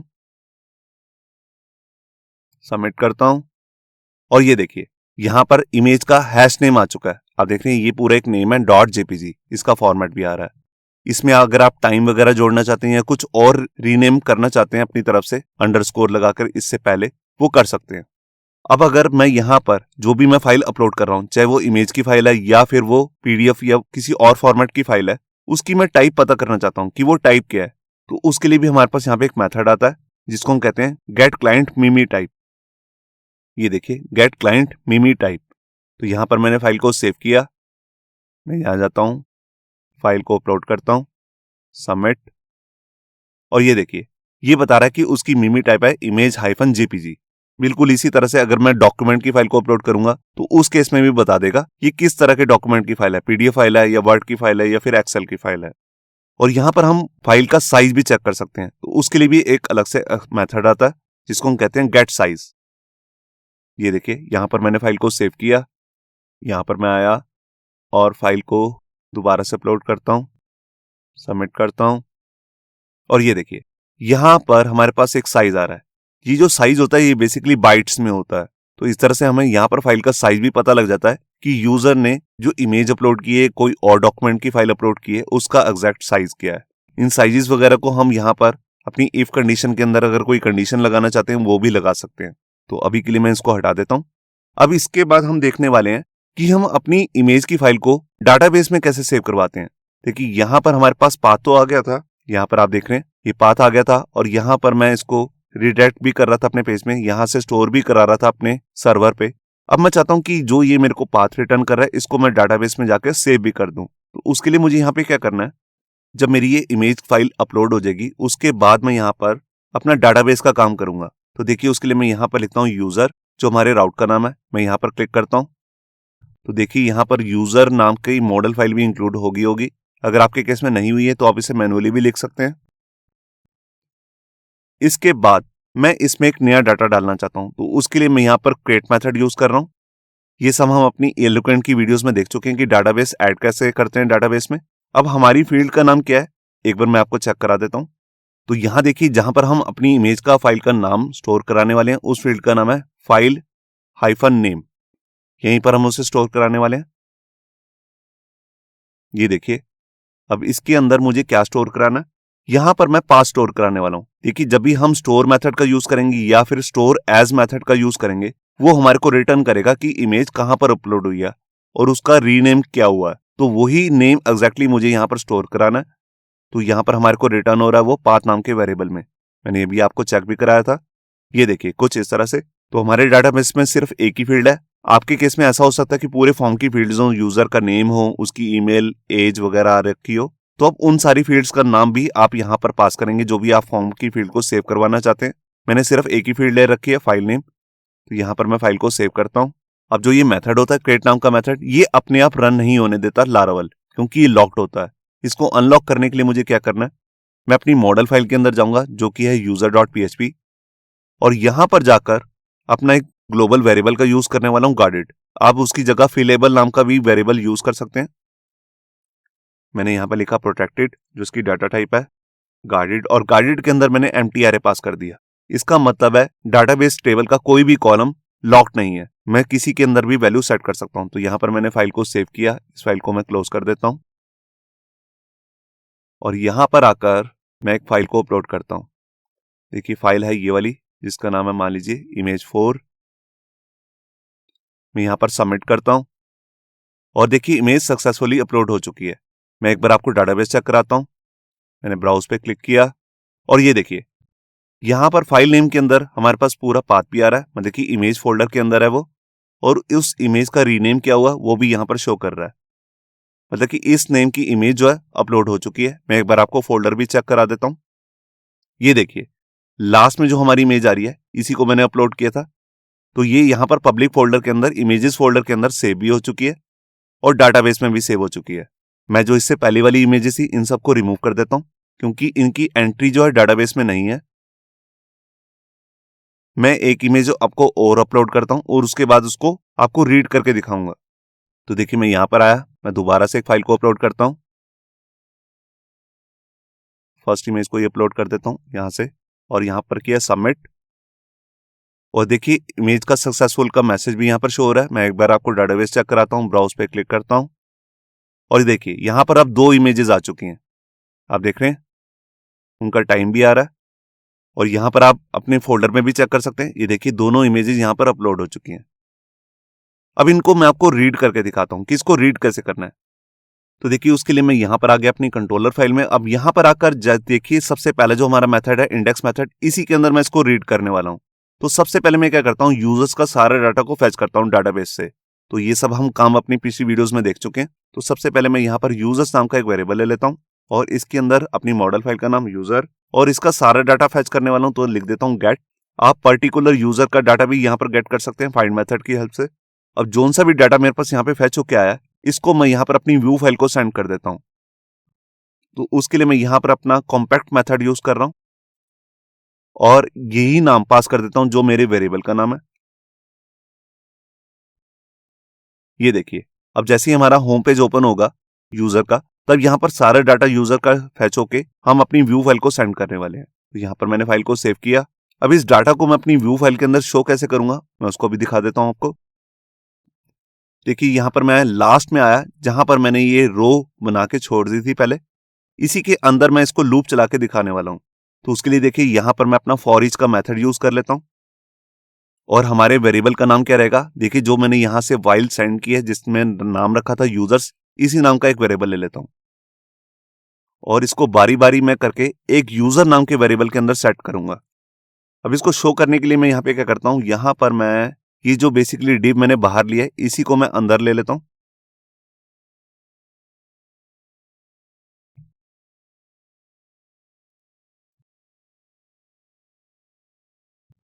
और मैं बारी बारी इमेजेस को दिखाने वाला हूं जो हमारे डाटाबेस में सेव हुई हैं।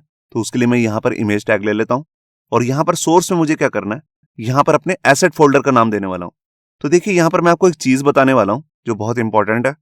देखिए, अभी तक मैं सारी इमेजेस को स्टोर कहां कर रहा था, उसके लिए मैं यहाँ पर स्टोरेज नाम का फोल्डर यूज कर रहा था जहां पर मैंने पब्लिक के अंदर इसे स्टोर कर दिया था। ये देखिए, देखिए हम स्टोर तो इसे यहां पर करते हैं, मगर हम जब रीड करेंगे तब हम इसे स्टोरेज फोल्डर से नहीं करते। एज ए सिक्योरिटी रीजन हम नहीं चाहते कि किसी यूजर को यह पता लगे कि हमारा डाटा जो है वो इस स्टोरेज नाम के फोल्डर के अंदर सेव है।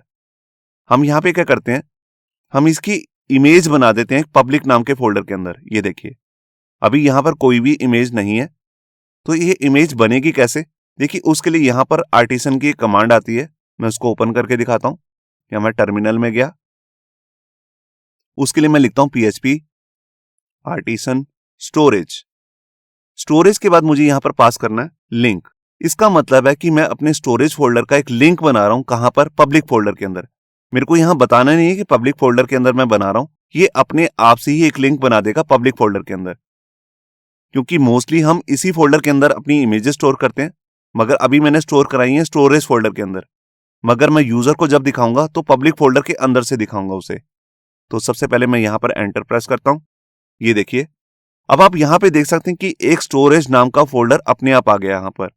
ये पहले नहीं था और इसके आगे एक आइकन भी आ रहा है। इसका मतलब है ये एक सिंबॉलिक लिंक बन चुका है स्टोरेज फोल्डर का।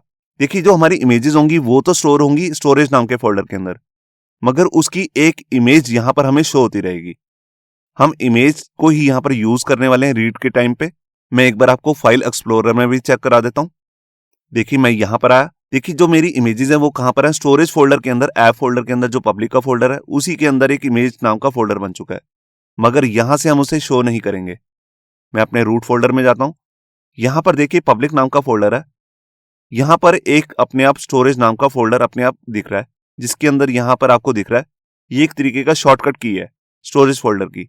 मैं इसको क्लिक करता हूं तो अब इसके अंदर देख सकते हैं कि यहां पर कोई ऐप फोल्डर, पब्लिक फोल्डर नहीं आ रहा है, सीधे ही इसके अंदर इमेजेस नाम का फोल्डर आ रहा है और इसी के अंदर हमारी इमेजेस भी हमारे को दिख जाएंगी। ये देखिए, तो जो हमने ये कमांड लिखी है PHP आर्टिसन स्टोरेज लिंक, इसने क्या किया, हमारे पब्लिक फोल्डर के अंदर स्टोरेज फोल्डर की एक इमेज क्रिएट कर दी है। हमारी इमेजेस तो स्टोरेज फोल्डर के अंदर ही है, मगर उसकी जो एक मिररिंग इमेज है वो यहाँ पर हमें शो होती रहेगी। तो यहीं से हम फाइल को रीड करेंगे। तो देखिए, मैं यहाँ पर क्या लिखता हूँ, जब भी पब्लिक फोल्डर को एक्सेस करना चाहता हूँ, देखिए जो हमारे रूट में ये पब्लिक फोल्डर होता है, इसको अगर मुझे एक्सेस करना है, जो हम अपनी पिछली वीडियोस में देख भी चुके हैं, तो इसके लिए एक मेथड आता है जिसका नाम होता है एसेट। और एसेट के अंदर मुझे बताना है कि इसके अंदर, पब्लिक के अंदर कौन सा फोल्डर है, उस फोल्डर का नाम है यहाँ पर स्टोरेज। ये देखिए, इससे पहले मैं यहाँ पर स्लैश लगा देता हूँ। ये देखिए, इसके बाद जो मेरी इमेज का नाम है पूरा और इमेज फोल्डर है जो, देखिए इसके अंदर एक फोल्डर भी है इमेज नाम का, ये डाटाबेस में सेव हो चुका है ये नेम इमेज, और इमेज का जो भी नेम है ये भी सब हम डाटाबेस से ही लेने वाले हैं। तो उसके लिए मैं यहाँ पे क्या करता हूँ, मैं इस वेरिएबल को यूज करने वाला हूँ जिसको मैं यहाँ पर डाटाबेस से फैच करके लाया हूँ। और हमारे डाटाबेस में एक कॉलम का नेम क्या है जिसके अंदर हमने इमेज का नाम स्टोर करा है, उसका नाम है file name, file underscore name. तो यहाँ पर मैंने फाइल को सेव किया, यहाँ आ गया अपने वेब ब्राउजर में, मैं इस फाइल को रिफ्रेश करता हूँ। यहाँ इमेज तो शो नहीं हो रही है, देख लेते हैं रीजन क्या है। मेरे को लगता है पाथ में कुछ गड़बड़ है, एक बार मैं यहाँ पर राइट क्लिक करके इंस्पेक्ट कर लेता हूँ।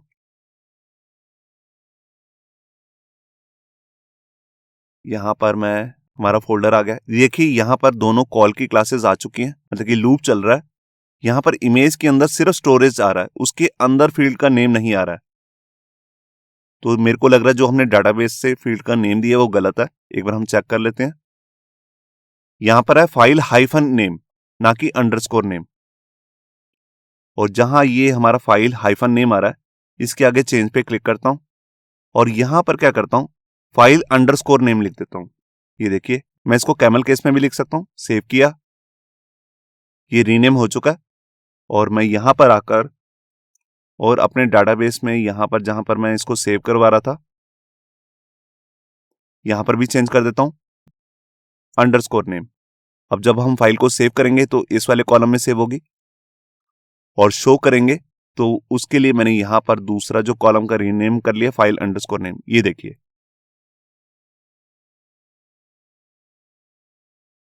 सबमिट करता हूं और ये देखिए फाइल अपलोड हो चुकी है, मगर यहां शो नहीं हो रही है। एक बार दोबारा से इंस्पेक्ट करके चेक कर लेते हैं।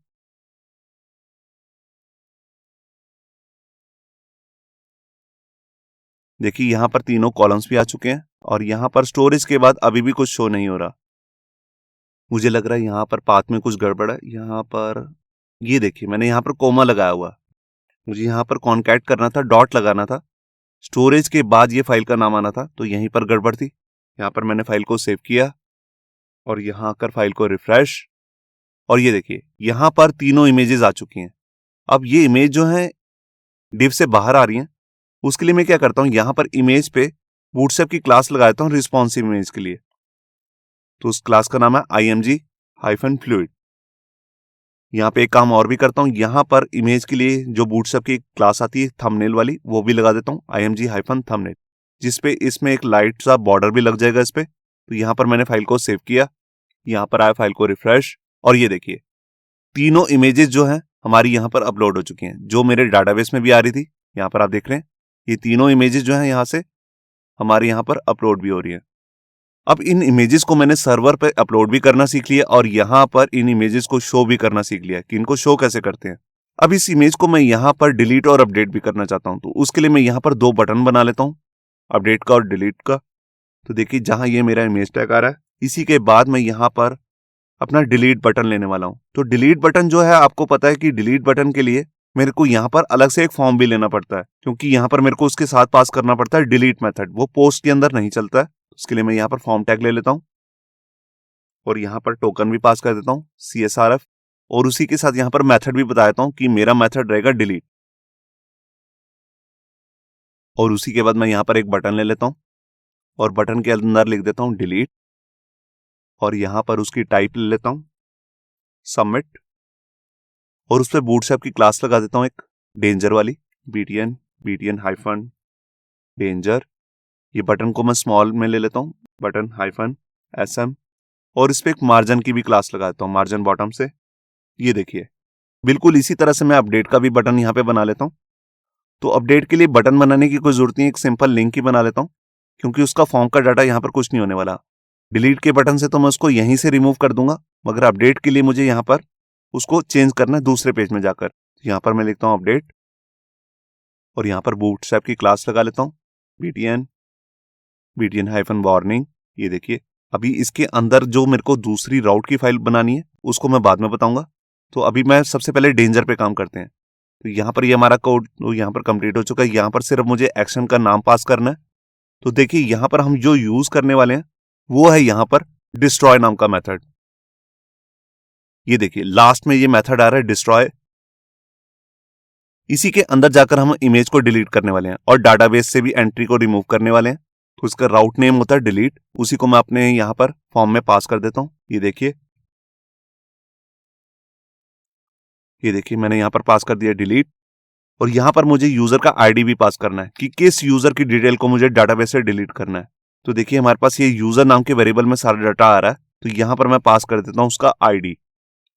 ये देखिए यहाँ पर ये काम कंप्लीट हो चुका है। यहाँ पर बस एक चीज रह गई, यहाँ पर मैं मेथड भी लगा देता हूँ पोस्ट। देखिए डिलीट के केस में हम यहाँ पर मेथड पास करते हैं पोस्ट, मगर अंदर अलग से एक मेथड बताते हैं डिलीट, क्योंकि लारावल इसी को समझेगा ना कि उसको। तो यहाँ पर मैंने फाइल को सेव किया।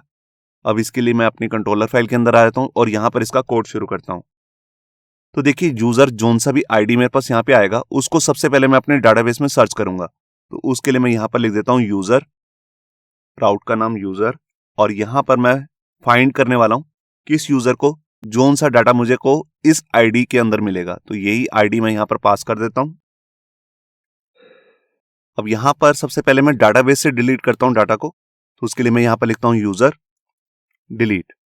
तो देखिए हमारी यहाँ पर डाटाबेस से तो एंट्री डिलीट हो जाएगी। अब इसके बाद मेरे को अपने जिस फोल्डर में मैंने इमेज को स्टोर करवाया था उसको भी जाकर यहाँ से रिमूव करना है। तो उसके लिए मैं यहाँ पे क्या करता हूँ, सबसे पहले मैं वो पाथ ले लेता हूँ जहां से मुझे डाटा को डिलीट करना है। तो मैं एक वेरिएबल बना रहा हूँ इमेज अंडरस्कोर पाथ। अब देखिए जब मैं डाटा को यहाँ पर स्टोर करवा रहा था तब मैं इसको स्टोरेज फोल्डर के अंदर सेव करवा रहा था। यहाँ पर जो हमारा ये नीचे स्टोरेज का फोल्डर है यहाँ पर सेव करवा रहा था, मगर जब मैं इसको शो कर रहा था तो पब्लिक फोल्डर से कर रहा था। तो जब मैं इसे रिमूव भी करूंगा तब भी मैं यहाँ पर स्टोरेज को पब्लिक फोल्डर से ही असेस करके यहीं से रिमूव करूंगा। तो उसको कैसे करेंगे, तो देखिए अगर आपको पब्लिक फोल्डर का यहाँ पर एड्रेस उठाना है तो उसके लिए हमारे पास यहाँ पर लारावल का अपना मेथड होता है जिसको हम कहते हैं पब्लिक पाथ। यहां तक हमारे पास पब्लिक का पाथ आ जाएगा। उसके अंदर फोल्डर कौन सा है वो मुझे बाद में बताना है। तो देखिए उसके अंदर मेथड है स्टोरेज, उसके बाद मैं यहाँ पर स्लैश लगाऊंगा और उसके बाद इसमें फाइल कौन सी है। तो देखिए वो हमारी डाटाबेस से आ रही है, उसके अंदर एक फोल्डर है इमेज और इमेज के अंदर फाइल का नाम। तो ये सब हमने डाटाबेस में सेव कर रखा है। तो उसके लिए मैं यहाँ पर इसी वेरिएबल को यूज कर लेता हूँ जिसका नाम है यूजर, और इसके बाद हम अपने कॉलम का नाम दे देंगे जिसका नाम है फाइल अंडरस्कोर नेम। ये देखिए तो यहां पर हमारे पास आ जाएगा पूरा पाथ। मैं एक बार इसको आपको रिटर्न भी करके दिखा देता हूं। मैंने लिखा रिटर्न इमेज अंडरस्कोर पाथ, ये देखिए। तो अभी मैं ये डिलीट वाला फंक्शनैलिटी बंद कर देता हूं थोड़ी देर के लिए, क्योंकि अभी मैं डिलीट नहीं कर रहा, सिर्फ आपको ये पाथ दिखा रहा हूं कि इसमें हमारे पास आता क्या है। तो देखिए मैं यहां पर आया अपने वेब ब्राउजर में, फाइल को रिफ्रेश करता हूं और यहां पर आ गया राउट डिलीट नॉट डिफाइंड। यहां पर बेसिकली मैंने डिलीट लिखा है, यहां पर लिखना था शायद से यूजर डॉट डिलीट। देखिए ये सब हम पता कर सकते हैं अपनी आर्टिसन की कमांड से,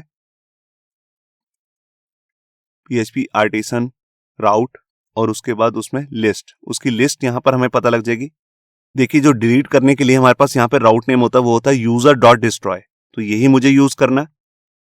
तो मैं दोबारा से अपनी ब्लेड फाइल के अंदर जाता हूं और यहां पर जो मैंने ये राउट लिया था यहां पर लिख देता हूं यूजर डॉट डिस्ट्रॉय। तो यहां पर मैंने फाइल को सेव किया, यहां के रिफ्रेश, और ये देखिए यहां पर डिलीट और अपडेट का बटन आ चुका है। अब मैं किसी इमेज को डिलीट करता हूं तो देखिए यहां पर हमारे पास पूरा पाथ आ रहा है। यहां पर आ गया हमारा पूरा पाथ जो कि था हमारा पब्लिक फोल्डर तक। ये देखिए ये आ रहा था हमारा पब्लिक पाथ नाम के फोल्डर की हेल्प से। इसके बाद उसके अंदर एक स्टोरेज नाम का फोल्डर है और उसी के अंदर यहां पर ये हमारे पास वैल्यू आ रही है इमेजेस फोल्डर और उसके अंदर इमेज का नाम। ये इमेजेस का जो फोल्डर है ये भी डाटाबेस के अंदर सेव हो रखा है, आप देख सकते हैं यहां पर। तो यहीं से ये पूरा नेम आ रहा है। अब इसी को जाके मुझे रिमूव करना है। तो उसके लिए मैं आता हूं अपनी कंट्रोलर की फाइल में। अब सबसे पहले हम यहां पे चेक करेंगे क्या इस इमेज पाथ के अंदर कोई वैल्यू आई भी है कि नहीं। तो उसके लिए मैं यहां पर इफ कंडीशन का यूज करने वाला हूं और मेथड यूज करने वाला हूं उसके लिए फाइल एग्जिस्ट। और फाइल एग्जिस्ट जो मेथड होता है इसकी हेल्प से हम ये चेक कर सकते हैं कि हमारी फाइल जो है एग्जिस्ट कर भी रही है कि नहीं। तो इसी मेथड के अंदर मैं अपना ये वेरिएबल पास कर दूंगा जो चेक करेगा कि इसके अंदर कोई वैल्यू है भी है कि नहीं। अगर इसके अंदर कोई वैल्यू आएगी तब हम उसको अंदर जाकर इसमें रिमूव कर देंगे। तो रिमूव करने के लिए PHP का मेथड होता है यहाँ पर अनलिंक।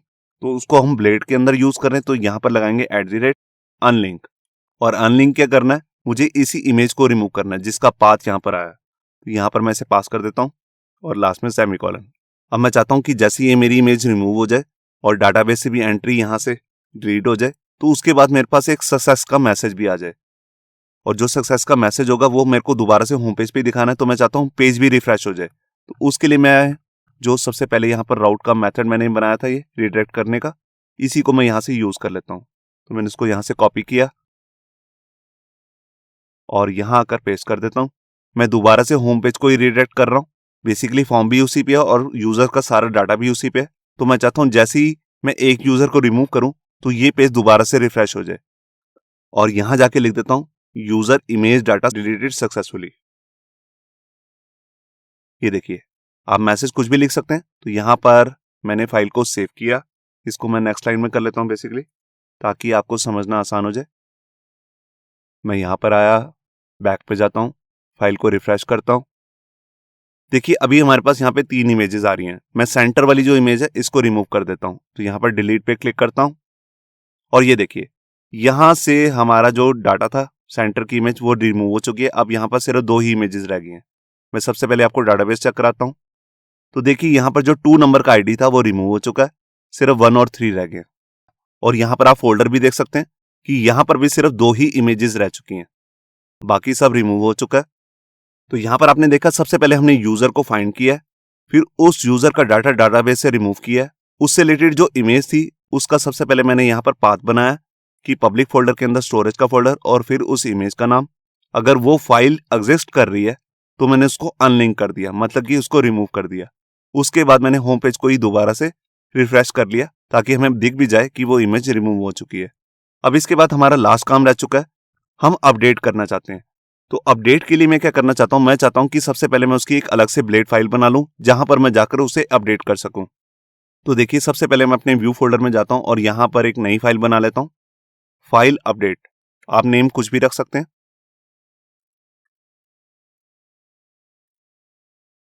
और मैं यहां पर अपना यही पूरा जो HTML है इसी को यहां से कॉपी करके इधर जाके पेस्ट कर देता हूं। अब मेरे को यहां पर कुछ ही चेंजेस करने हैं, तो मैं यहां पर सबसे पहले ये रो रिमूव कर देता हूं। ये मैसेज वाला जो हमारी रो है इसको भी रिमूव कर देता हूं। और ये ऊपर मेरा सब कुछ यही आ रहा है, यहां पर मैं लिख देता हूं अपडेट फाइल अपलोड। इसके बाद देखिए मेरे को यहां पे क्या करना है, मेरे को मेथड यही रखना है, पोस्ट इंक टाइप भी यही रखना है, मल्टी पार्ट फॉर्म डाटा। यहां पे राउट का नाम चेंज कर देना है। अब देखिए राउट मैं यहां पे कौन सा यूज करने वाला हूं, मैं एक बार आपको दिखा देता हूं। उसका नाम है अपडेट। ये देखिए ये अपडेट नाम का जो मेथड है। अब इसको बेसिकली 2 पैरामीटर चाहिए, एक तो रिक्वेस्ट मतलब कि फॉर्म का डाटा और एक यूजर का आईडी भी सेंड करना है। तो इसको मैं यहाँ पे लिख लेता हूँ। तो यहाँ पर मैं राउट का नाम चेंज हो जाएगा, ये हो जाएगा यूजर डॉट अपडेट। और इसी के साथ मैं as a second parameter user का आईडी भी सेंड कर दूंगा कि किस यूजर की डाटा की इमेज को यहाँ पर चेंज करना है। ये देखिए इसके बाद मैंने जैसे यहाँ पर CSRF टोकन पास कर रखा है, इसी के साथ मैं यहाँ पर एक मेथड नाम का भी मेथड यूज कर लेता हूँ और इसके अंदर पास कर देता हूँ पुट। देखिए जब भी हमने डाटा को अपडेट करना होता है लारावेल के अंदर तो हम यहाँ पर मेथड पास करते हैं पुट। तो सबसे पहले मैं यहाँ पे क्या करना चाहता हूँ, मैं चाहता हूँ कि यूजर ने जोन सी भी पहले इमेज लगा रखी है वो पहले यहाँ पर शो होनी चाहिए, उसके बाद हम उसे अपडेट कर सकते हैं। तो देखिए मैं यहाँ पे क्या करता हूँ, यहाँ पर अपने ऊपर 2 कॉलम्स बना लेता हूँ, एक यहाँ पर कॉल 3 बना लेता हूँ, उसी के साथ यहाँ पर कॉल 9 विड्थ का भी एक कॉलम बना लेता हूँ। ये देखिए अब इसके अंदर ये मैं सारी अपनी इनपुट फील्ड डाल लेता हूँ यहाँ से कट करके 9 वाले में। और यहाँ पर मैं क्या करता हूँ, यहाँ पर एक इमेज टैग ले लेता हूँ जिसके अंदर यूजर ने जो ऑलरेडी इमेज अपलोड कर रखी है उसको मैं यहाँ पे शो करने वाला हूँ। तो उसके लिए मैं यहाँ पे क्या करता हूँ, सबसे पहले मैं यहाँ पर इमेज पे एक आईडी लगा लेता हूँ जिसका नाम मैं रखने वाला हूँ आउटपुट। और यहाँ पर मुझे इमेज शो करनी है तो यहाँ पर मैं सोर्स में जाकर एसेट फोल्डर का एड्रेस दूंगा और एसेट्स के अंदर हमारे पास एक फोल्डर है जिसका नाम है स्टोरेज। उसके बाद जो यहाँ पर मुझे इमेज शो करनी है उसके लिए मेरे को यहाँ पर यूजर का डाटा भी लेकर आना है। तो उसके लिए सबसे पहले मैं यहाँ पर पहले ही से लिख लेता हूँ, उसको मैं बाद में यूज करूंगा। तो यहाँ पर मैं लिखता हूँ यूजर और उस फील्ड का नेम है मतलब कि कॉलम का नेम है फाइल अंडरस्कोर नेम, जिस इमेज को मैं यहाँ पर शो करने वाला हूँ। यहाँ पर मैं फाइल को सेव कर लेता हूँ। अब सबसे पहले इस पेज पे यूजर आएगा कैसे, जब वो अपडेट के बटन पे क्लिक करेगा। तो देखिए मैंने यहाँ पर अपडेट का बटन तो बना दिया था मगर मैंने यहाँ पर ये नहीं बताया कि किस यूजर का डाटा को अपडेट करने वाला हूँ। तो यहाँ पर मैं क्या करता हूँ, यहाँ पर मैं एक राउट बनाता हूँ और राउट कौन सा होगा मैं आपको कंट्रोलर फाइल के अंदर दिखा देता हूँ। यहाँ पर अपडेट से पहले एक मेथड होता है जिसका नाम होता है एडिट। तो ये एडिट का पेज ओपन करने के लिए हम यहाँ पर राउट बनाने वाले हैं। तो देखिए हमारे राउट का नाम है यूजर डॉट एडिट और इसी के साथ मुझे यूजर की इंफॉर्मेशन भी सेंड करनी है जो हमारे पास इस वेरिएबल में आ रही है जिसको मैंने यहाँ पर भी लिखा था। तो यही सेम कॉपी करके मैं यहाँ पर सेंड कर देता हूँ। ये देखिए मैं एक बार आपको ब्राउजर में चेक भी करा देता हूँ। तो देखिए यहाँ पर मैं अपने वेब ब्राउजर में फाइल को रिफ्रेश करता हूँ और यहां पर अपडेट पे क्लिक करता हूं। ये देखिए यहां पर यूजर के बाद उसका आईडी आ रहा है और एडिट का पेज ओपन हो चुका है। अब मुझे यहां पर क्या करना है, इस पेज में यहां पर मेरी जो नई ब्लेड फाइल है, फाइल अपडेट, उसको यहां पर ओपन करना है। तो उसके लिए मैं क्या करता हूं, सबसे पहले अपनी कंट्रोलर की फाइल में जाता हूं और यहां पर रिटर्न कर देता हूं अपनी व्यू फाइल को। अब हमारी व्यू फाइल का नाम है फाइल अपडेट और यहां पर मुझे यूजर का डाटा भी सेंड करना है जो हमारे को मिलेगा इस वाले आईडी से। तो ये आईडी तो मेरे पास आ रहा है। अब मैं इसको एक बार यूजर के डाटा में यहां पर फाइंड भी कर लेता हूं। ये मेरे मॉडल का नाम आ गया और इसके बाद मैं करता हूं फाइंड। और फाइंड क्या करना है, जो मुझे यूजर का आईडी मिला है इसी यूजर नाम के वेरिएबल को मैं यहां से सेंड करने वाला हूं। तो यहां पर मैं यूज कर लेता हूं अपना कॉम्पैक्ट मेथड, जिसके अंदर मैं इस वेरिएबल का नाम पास कर दूंगा यूजर। ये देखिए अब जैसे ही मेरी फाइल ये वाली ओपन हो जाएगी, यहां पर मेरे को आईडी भी मिल जाएगा और उसका नेम भी। ये देखिए इमेज का नेम मैंने यहां पर स्टोर करा दिया और यूजर का आईडी यहां पर सेट कर दिया। तो अभी अपडेट का भी कोड करेंगे। पहले मैं आपको इतना ही चेक करा देता हूं कि इमेज यहां पर आ भी रही है कि नहीं। तो देखिए मैं यहां पर आया, मैं इस फाइल को रिफ्रेश करता हूं। ये देखिए यहां पर हमारे पास ये आ गया चूज फाइल और यहां पर नीचे इमेज भी आ चुकी है और यहां पर सबमिट का बटन भी आ रहा है। ये सबमिट की बटन की जगह मैं लिख देता हूं अपडेट और इस इमेज को रिस्पॉन्सिव कर देता हूं। तो देखिए यहां पर मैं आया, अपनी जो ये मेरी इमेज फाइल है यहां पर मैं क्लास लगा देता हूं बूटस्ट्रैप की img-responsive और इसके साथ img-fluid। मैंने उसको रिस्पॉन्सिव भी कर दिया और फ्लूइड भी। फाइल को सेव किया, यहाँ के रिफ्रेश। यहां मुझे रिस्पॉन्सिव नहीं लगाना था, यहां लगाना था थंबनेल। ये देखिए यहां पर पूरा प्रॉपर बॉर्डर भी आ रहा है। अब मैं चाहता हूं कि यूजर यहां से जैसे ही कोई इमेज नई वाली अपलोड करे, जैसे मान लीजिए उसने ये वाली करी, मैं इस नई इमेज को इससे रिप्लेस करना चाहता हूं। तो जैसे यहां से चूज किया नई इमेज, बिल्कुल उसी टाइम पे यहां पर उस इमेज का प्रीव्यू भी आ जाए। तो उसके लिए मुझे यहाँ पे क्या करना है, सबसे पहले मैं यहाँ पर जो मेरा ये बटन है इनपुट टाइप, इसकी वैल्यू चेंज कर देता हूँ अपडेट। और जो ये मेरा फाइल है ये देखिए यहाँ पर, यहीं पर मैं अपना जावास्क्रिप्ट का कोड करने वाला हूँ। तो देखिए मैं यहीं पर उसको लिख लेता हूँ। तो यहाँ पर मैं जावास्क्रिप्ट का इवेंट यूज करने वाला हूँ ऑन चेंज, कि जैसे इसकी वैल्यू चेंज हो तब क्या करना है। तब मैं इस वाले आईडी की वैल्यू को चेंज करना चाहता हूं। तो इसको पहले मैं टारगेट कर लेता हूं, document dot query selector hash output. अब इसको टारगेट करके मुझे करना क्या है, मुझे इसकी जो ये सोर्स है इसकी वैल्यू को सेट करना है इमेज के सोर्स की। तो यहां पर मैं लिखता हूं सोर्स इक्वल्स टू, इसके बाद मैं लिखूंगा विंडो डॉट यूआरएल, मतलब कि जो भी विंडो का यूआरएल है, डॉट क्रिएट ऑब्जेक्ट यूआरएल।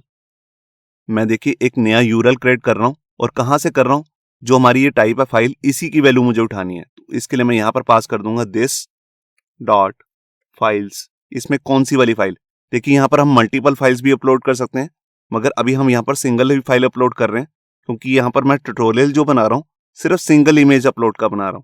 तो उसके लिए मुझे यहां पर एरे पास करना है और जो सी भी सबसे पहली इमेज होगी उसी को अपलोड करना है। तो सबसे पहले मैंने क्या किया, जब भी इसकी वैल्यू चेंज होगी तो ये क्या करेगा, टारगेट करेगा आउटपुट को और उसके सोर्स की वैल्यू सेट कर देगा। कौन सी, एक नया यूआरएल क्रिएट करेगा, जो भी इसकी वैल्यू सेट हुई होगी उसी का एक नया यूआरएल बनाकर यहां पर सेट कर देगा। मैं आपको इसे करके दिखाता हूं। तो यहां पर मैंने फाइल को सेव किया, यहां पर आया, फाइल को रिफ्रेश और देखिए मैं चूज में गया और यहां पर मैं कोई नई इमेज को अपलोड करता हूं। देखिए जैसे ही मैंने इसको चूज किया तो यहां पर इमेज भी चेंज होगी। मैं दोबारा से करके दिखाता हूं। ये देखिए अब मैं चाहता हूं जो ये नई इमेज है ये पुरानी वाली इमेज को डाटाबेस में भी रिप्लेस कर दे और जो हमारा अपलोडेड फोल्डर है स्टोरेज फोल्डर के अंदर इमेजेस नाम का, उसके अंदर भी इसको चेंज कर दे।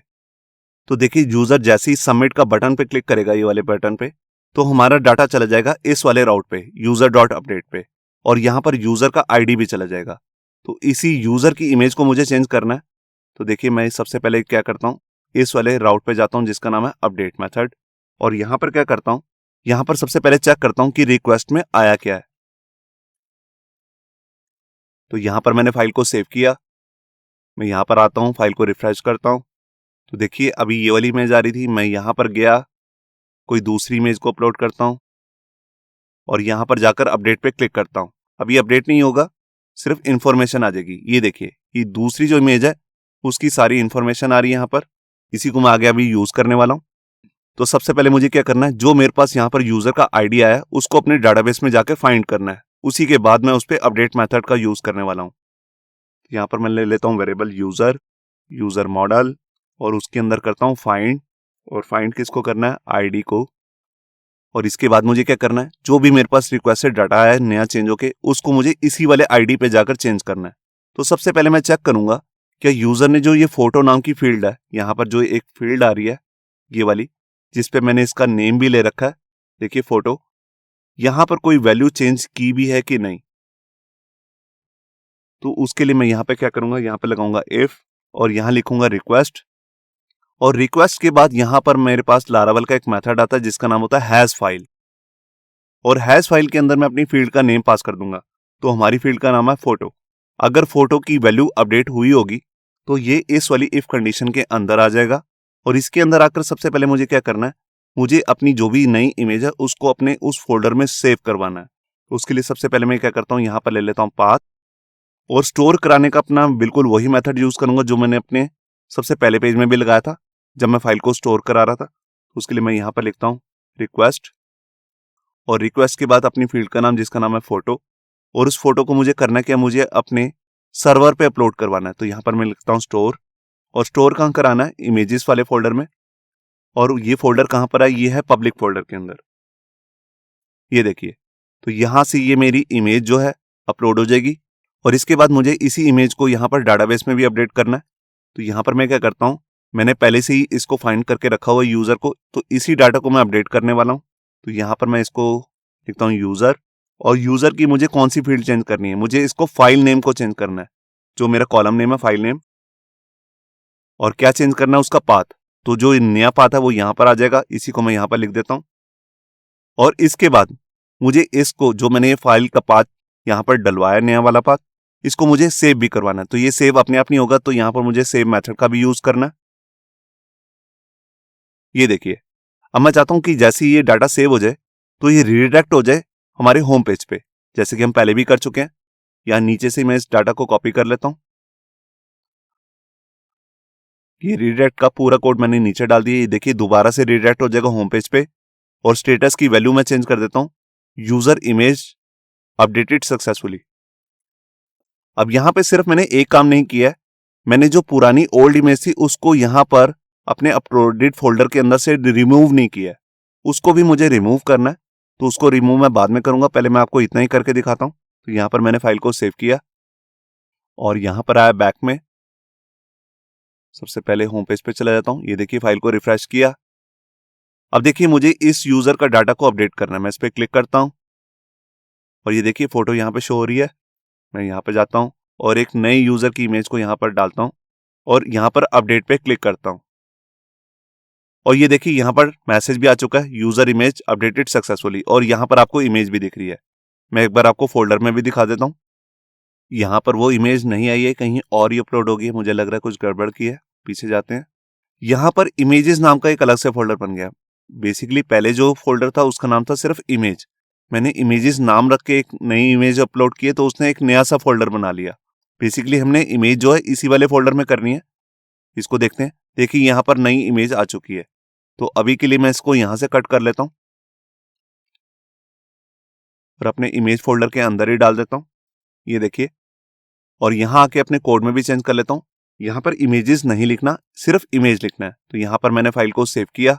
अब यहां पे मैं एक काम और भी करता हूं। तो देखिए जो मेरी इमेज है वो तो सक्सेसफुली अपलोड हो रही है, मगर पुरानी वाली इमेज भी वहां पर पड़ी हुई है। तो वो मुझे क्या करना है, उसको भी रिमूव करना है। तो रिमूव करने का काम मैं सबसे पहले कर लेता हूं। तो मैं यहाँ पे क्या करूंगा, जो यूजर के पास पहले इमेज है वो वाला पाथ मुझे उठाना है, और उसी को ही पब्लिक फोल्डर के अंदर जाके फाइंड करके उसको रिमूव करना है, जैसे कि मैंने डिलीट के केस में भी किया था। तो मैं वहीं से कॉपी कर लेता हूं। ये देखिए, यही सेम पाथ मैं यहां से उठा लेता हूं, ये दोनों कॉपी कर लेता हूं और यहां पर जाकर पेस्ट कर देता हूं। ये देखिए, तो सबसे पहले मैं एक इमेज पाथ नाम का एक वेरिएबल बनाया, जिसके अंदर मैं फाइंड कर रहा हूं पब्लिक पाथ को, जिसके अंदर स्टोरेज नाम का फोल्डर है, और उसके अंदर ये इमेज मेरी होनी चाहिए। अगर ये इमेज इसको यहाँ पर मिल जाती है, एग्जिस्ट कर रही है, तो मैंने उसको यहाँ से रिमूव कर दिया। उसके बाद मैं क्या कर रहा हूँ, नई इमेज का पाथ को यहाँ पर स्टोर करवा रहा हूँ। डाटाबेस में भी मैंने उसको सेव करवा लिया। ये देखिए, तो 3 काम मैंने किए हैं। सबसे पहले मैंने पुरानी इमेज को रिमूव किया है, फिर मैंने न्यू इमेज को अपलोड करवाया यहाँ पर, और उसके बाद मैंने इसको डाटाबेस में भी सेव किया है। तो यहाँ पर मैंने फाइल को सेव किया। तो देखिए मैं यहाँ पर आया, फाइल को रिफ्रेश करता हूँ, तो देखिए यहाँ वाली इमेज अभी नहीं आ रही है। ऐसा क्यों हुआ? क्योंकि मैंने उसको कट करके दूसरे फोल्डर में डाला था, मगर डाटाबेस में जो नेम सेव है, यहाँ पर मैं आपको चेक कराता हूँ, वो है यहाँ पर इमेजेस, मगर हम इमेज फोल्डर के अंदर उसको रख दिए। तो यहाँ से मैं रीनेम कर लेता हूँ अभी के लिए, वो गलती हो गई थी मेरे से। तो यहाँ पर मैंने फाइल को कुछ सेव करने की जरूरत नहीं वैसे तो यहाँ पर आता हूँ, दोबारा से रिफ्रेश करता हूँ, और ये देखिए अब इस इमेज को मैं दोबारा से अपडेट पे जाकर इसको चेंज करता हूँ। देखिए मैं यहाँ पर गया, अब मैं इसकी जगह दूसरी इमेज लगा देता हूँ, ये वाली। ये देखिए मैं यहाँ पर अपडेट पे क्लिक करता हूँ, और ये देखिए यहाँ पर इमेज जो है अपडेट हो चुकी है और शो भी हो रही है। मैं यहाँ जाके दिखाता हूँ, ये देखिए यहाँ पर जो दूसरी गर्ल की इमेज आ रही थी वो रिमूव हो चुकी है। ये तो हम पहले ही रिमूव कर चुके हैं, इसको मैं यहाँ से हटा लेता हूँ खुद ही मैनुअली डिलीट करके। अब सिर्फ 2 ही यूजर की इमेज है। मैं एक बार दोबारा से चेंज करके दिखाता हूँ। अब इस यूजर की इमेज को चेंज कर देता हूँ। यहाँ पर मैं आया और यहाँ पर इस गर्ल की इमेज लगा देता हूँ, और ये देखिए यहाँ पर ये इमेज भी चेंज हो चुकी है। तो आपने देख लिया कि अब तक हम यहाँ पर इमेज को अपलोड कैसे करते हैं, उसको अपडेट कैसे करते हैं, डिलीट कैसे करते हैं और रीड कैसे करते हैं। अब यहाँ पर इमेज को अपलोड करने का एक दूसरा मेथड भी होता है जिसको हम कहते हैं मूव मेथड। अभी तक हमने 2 मेथड देखे हैं, स्टोर और स्टोर एज। अब इसके बाद हम अपना थर्ड मेथड भी देख लेते हैं, मूव। तो उसको मैं इसी वाली फाइल अपलोड पे लगाने वाला हूँ। तो यहाँ पर मैं आ गया यूजर कंट्रोलर वाली फाइल में, और यहाँ पर सबसे ऊपर जाता हूँ टॉप में, जहां पर मैंने स्टोर मेथड के अंदर इमेज को अपलोड करवाया था स्टोर मेथड की हेल्प से। अब यहां पर मैं स्टोर मेथड को यूज नहीं करने वाला हूं, इसको मैं यहां पर कमेंट कर देता हूं। इसको मैं अपलोड करने वाला हूं दूसरे मेथड से जिसका नाम होता है मूव। तो देखिए उसके लिए मुझे यहाँ पे क्या करना है। सबसे पहले मैंने यहाँ पर रिक्वेस्ट का डाटा ले लिया फोटो का, जो हमारे पास आ गया इस वेरिएबल में जिसका नाम है फाइल। अब इसी के बाद मैं इसी का कोड कर लेता हूँ। यहाँ पर देखिए, तो मैं लिखता हूँ फाइल, और उसके बाद मुझे इस फाइल को करना क्या है, मुझे इसे मूव करना है। अब मूव नाम का जो मेथड होता है, इसके अंदर हम 2 पैरामीटर पास करते हैं। एक होता है डेस्टिनेशन डायरेक्टरी कि कहां पर इसे अपलोड करवाना है, और उसके बाद दूसरा पैरामीटर कौन सी वाली फाइल को अपलोड करवाना है। इसमें हमारे को एक बेनिफिट और भी होता है कि हम इसमें जरूरी नहीं है कि स्टोरेज फोल्डर के अंदर ही सेव करवाएं, इसको हम लारावेल के अंदर किसी भी फोल्डर के अंदर जाकर इसे सेव करवा सकते हैं। तो अभी के लिए मैं इसको पब्लिक फोल्डर के अंदर ही सेव करवा रहा हूं। तो यहां पर मैं लिखता हूं पब्लिक पाथ, और पब्लिक पाथ के अंदर मैं चाहता हूं कि एक नया फोल्डर बन जाए जिसका नाम होगा अपलोड्स। मैं आपको दिखा भी देता हूं, ये फोल्डर अभी एग्जिस्ट नहीं कर रहा है। ये देख सकते हैं आप पब्लिक फोल्डर के अंदर यहां पर स्टोरेज नाम का तो एक फोल्डर है, मगर यहां पर कोई अपलोड्स नाम का फोल्डर नहीं है। तो उस फोल्डर को मैं पहले से ही क्रिएट कर लेता हूं, क्योंकि जो ये मेथड है मूव, ये अपने आप से कोई फोल्डर क्रिएट नहीं करता, तो फोल्डर आपको पहले ही बना के रखना पड़ेगा।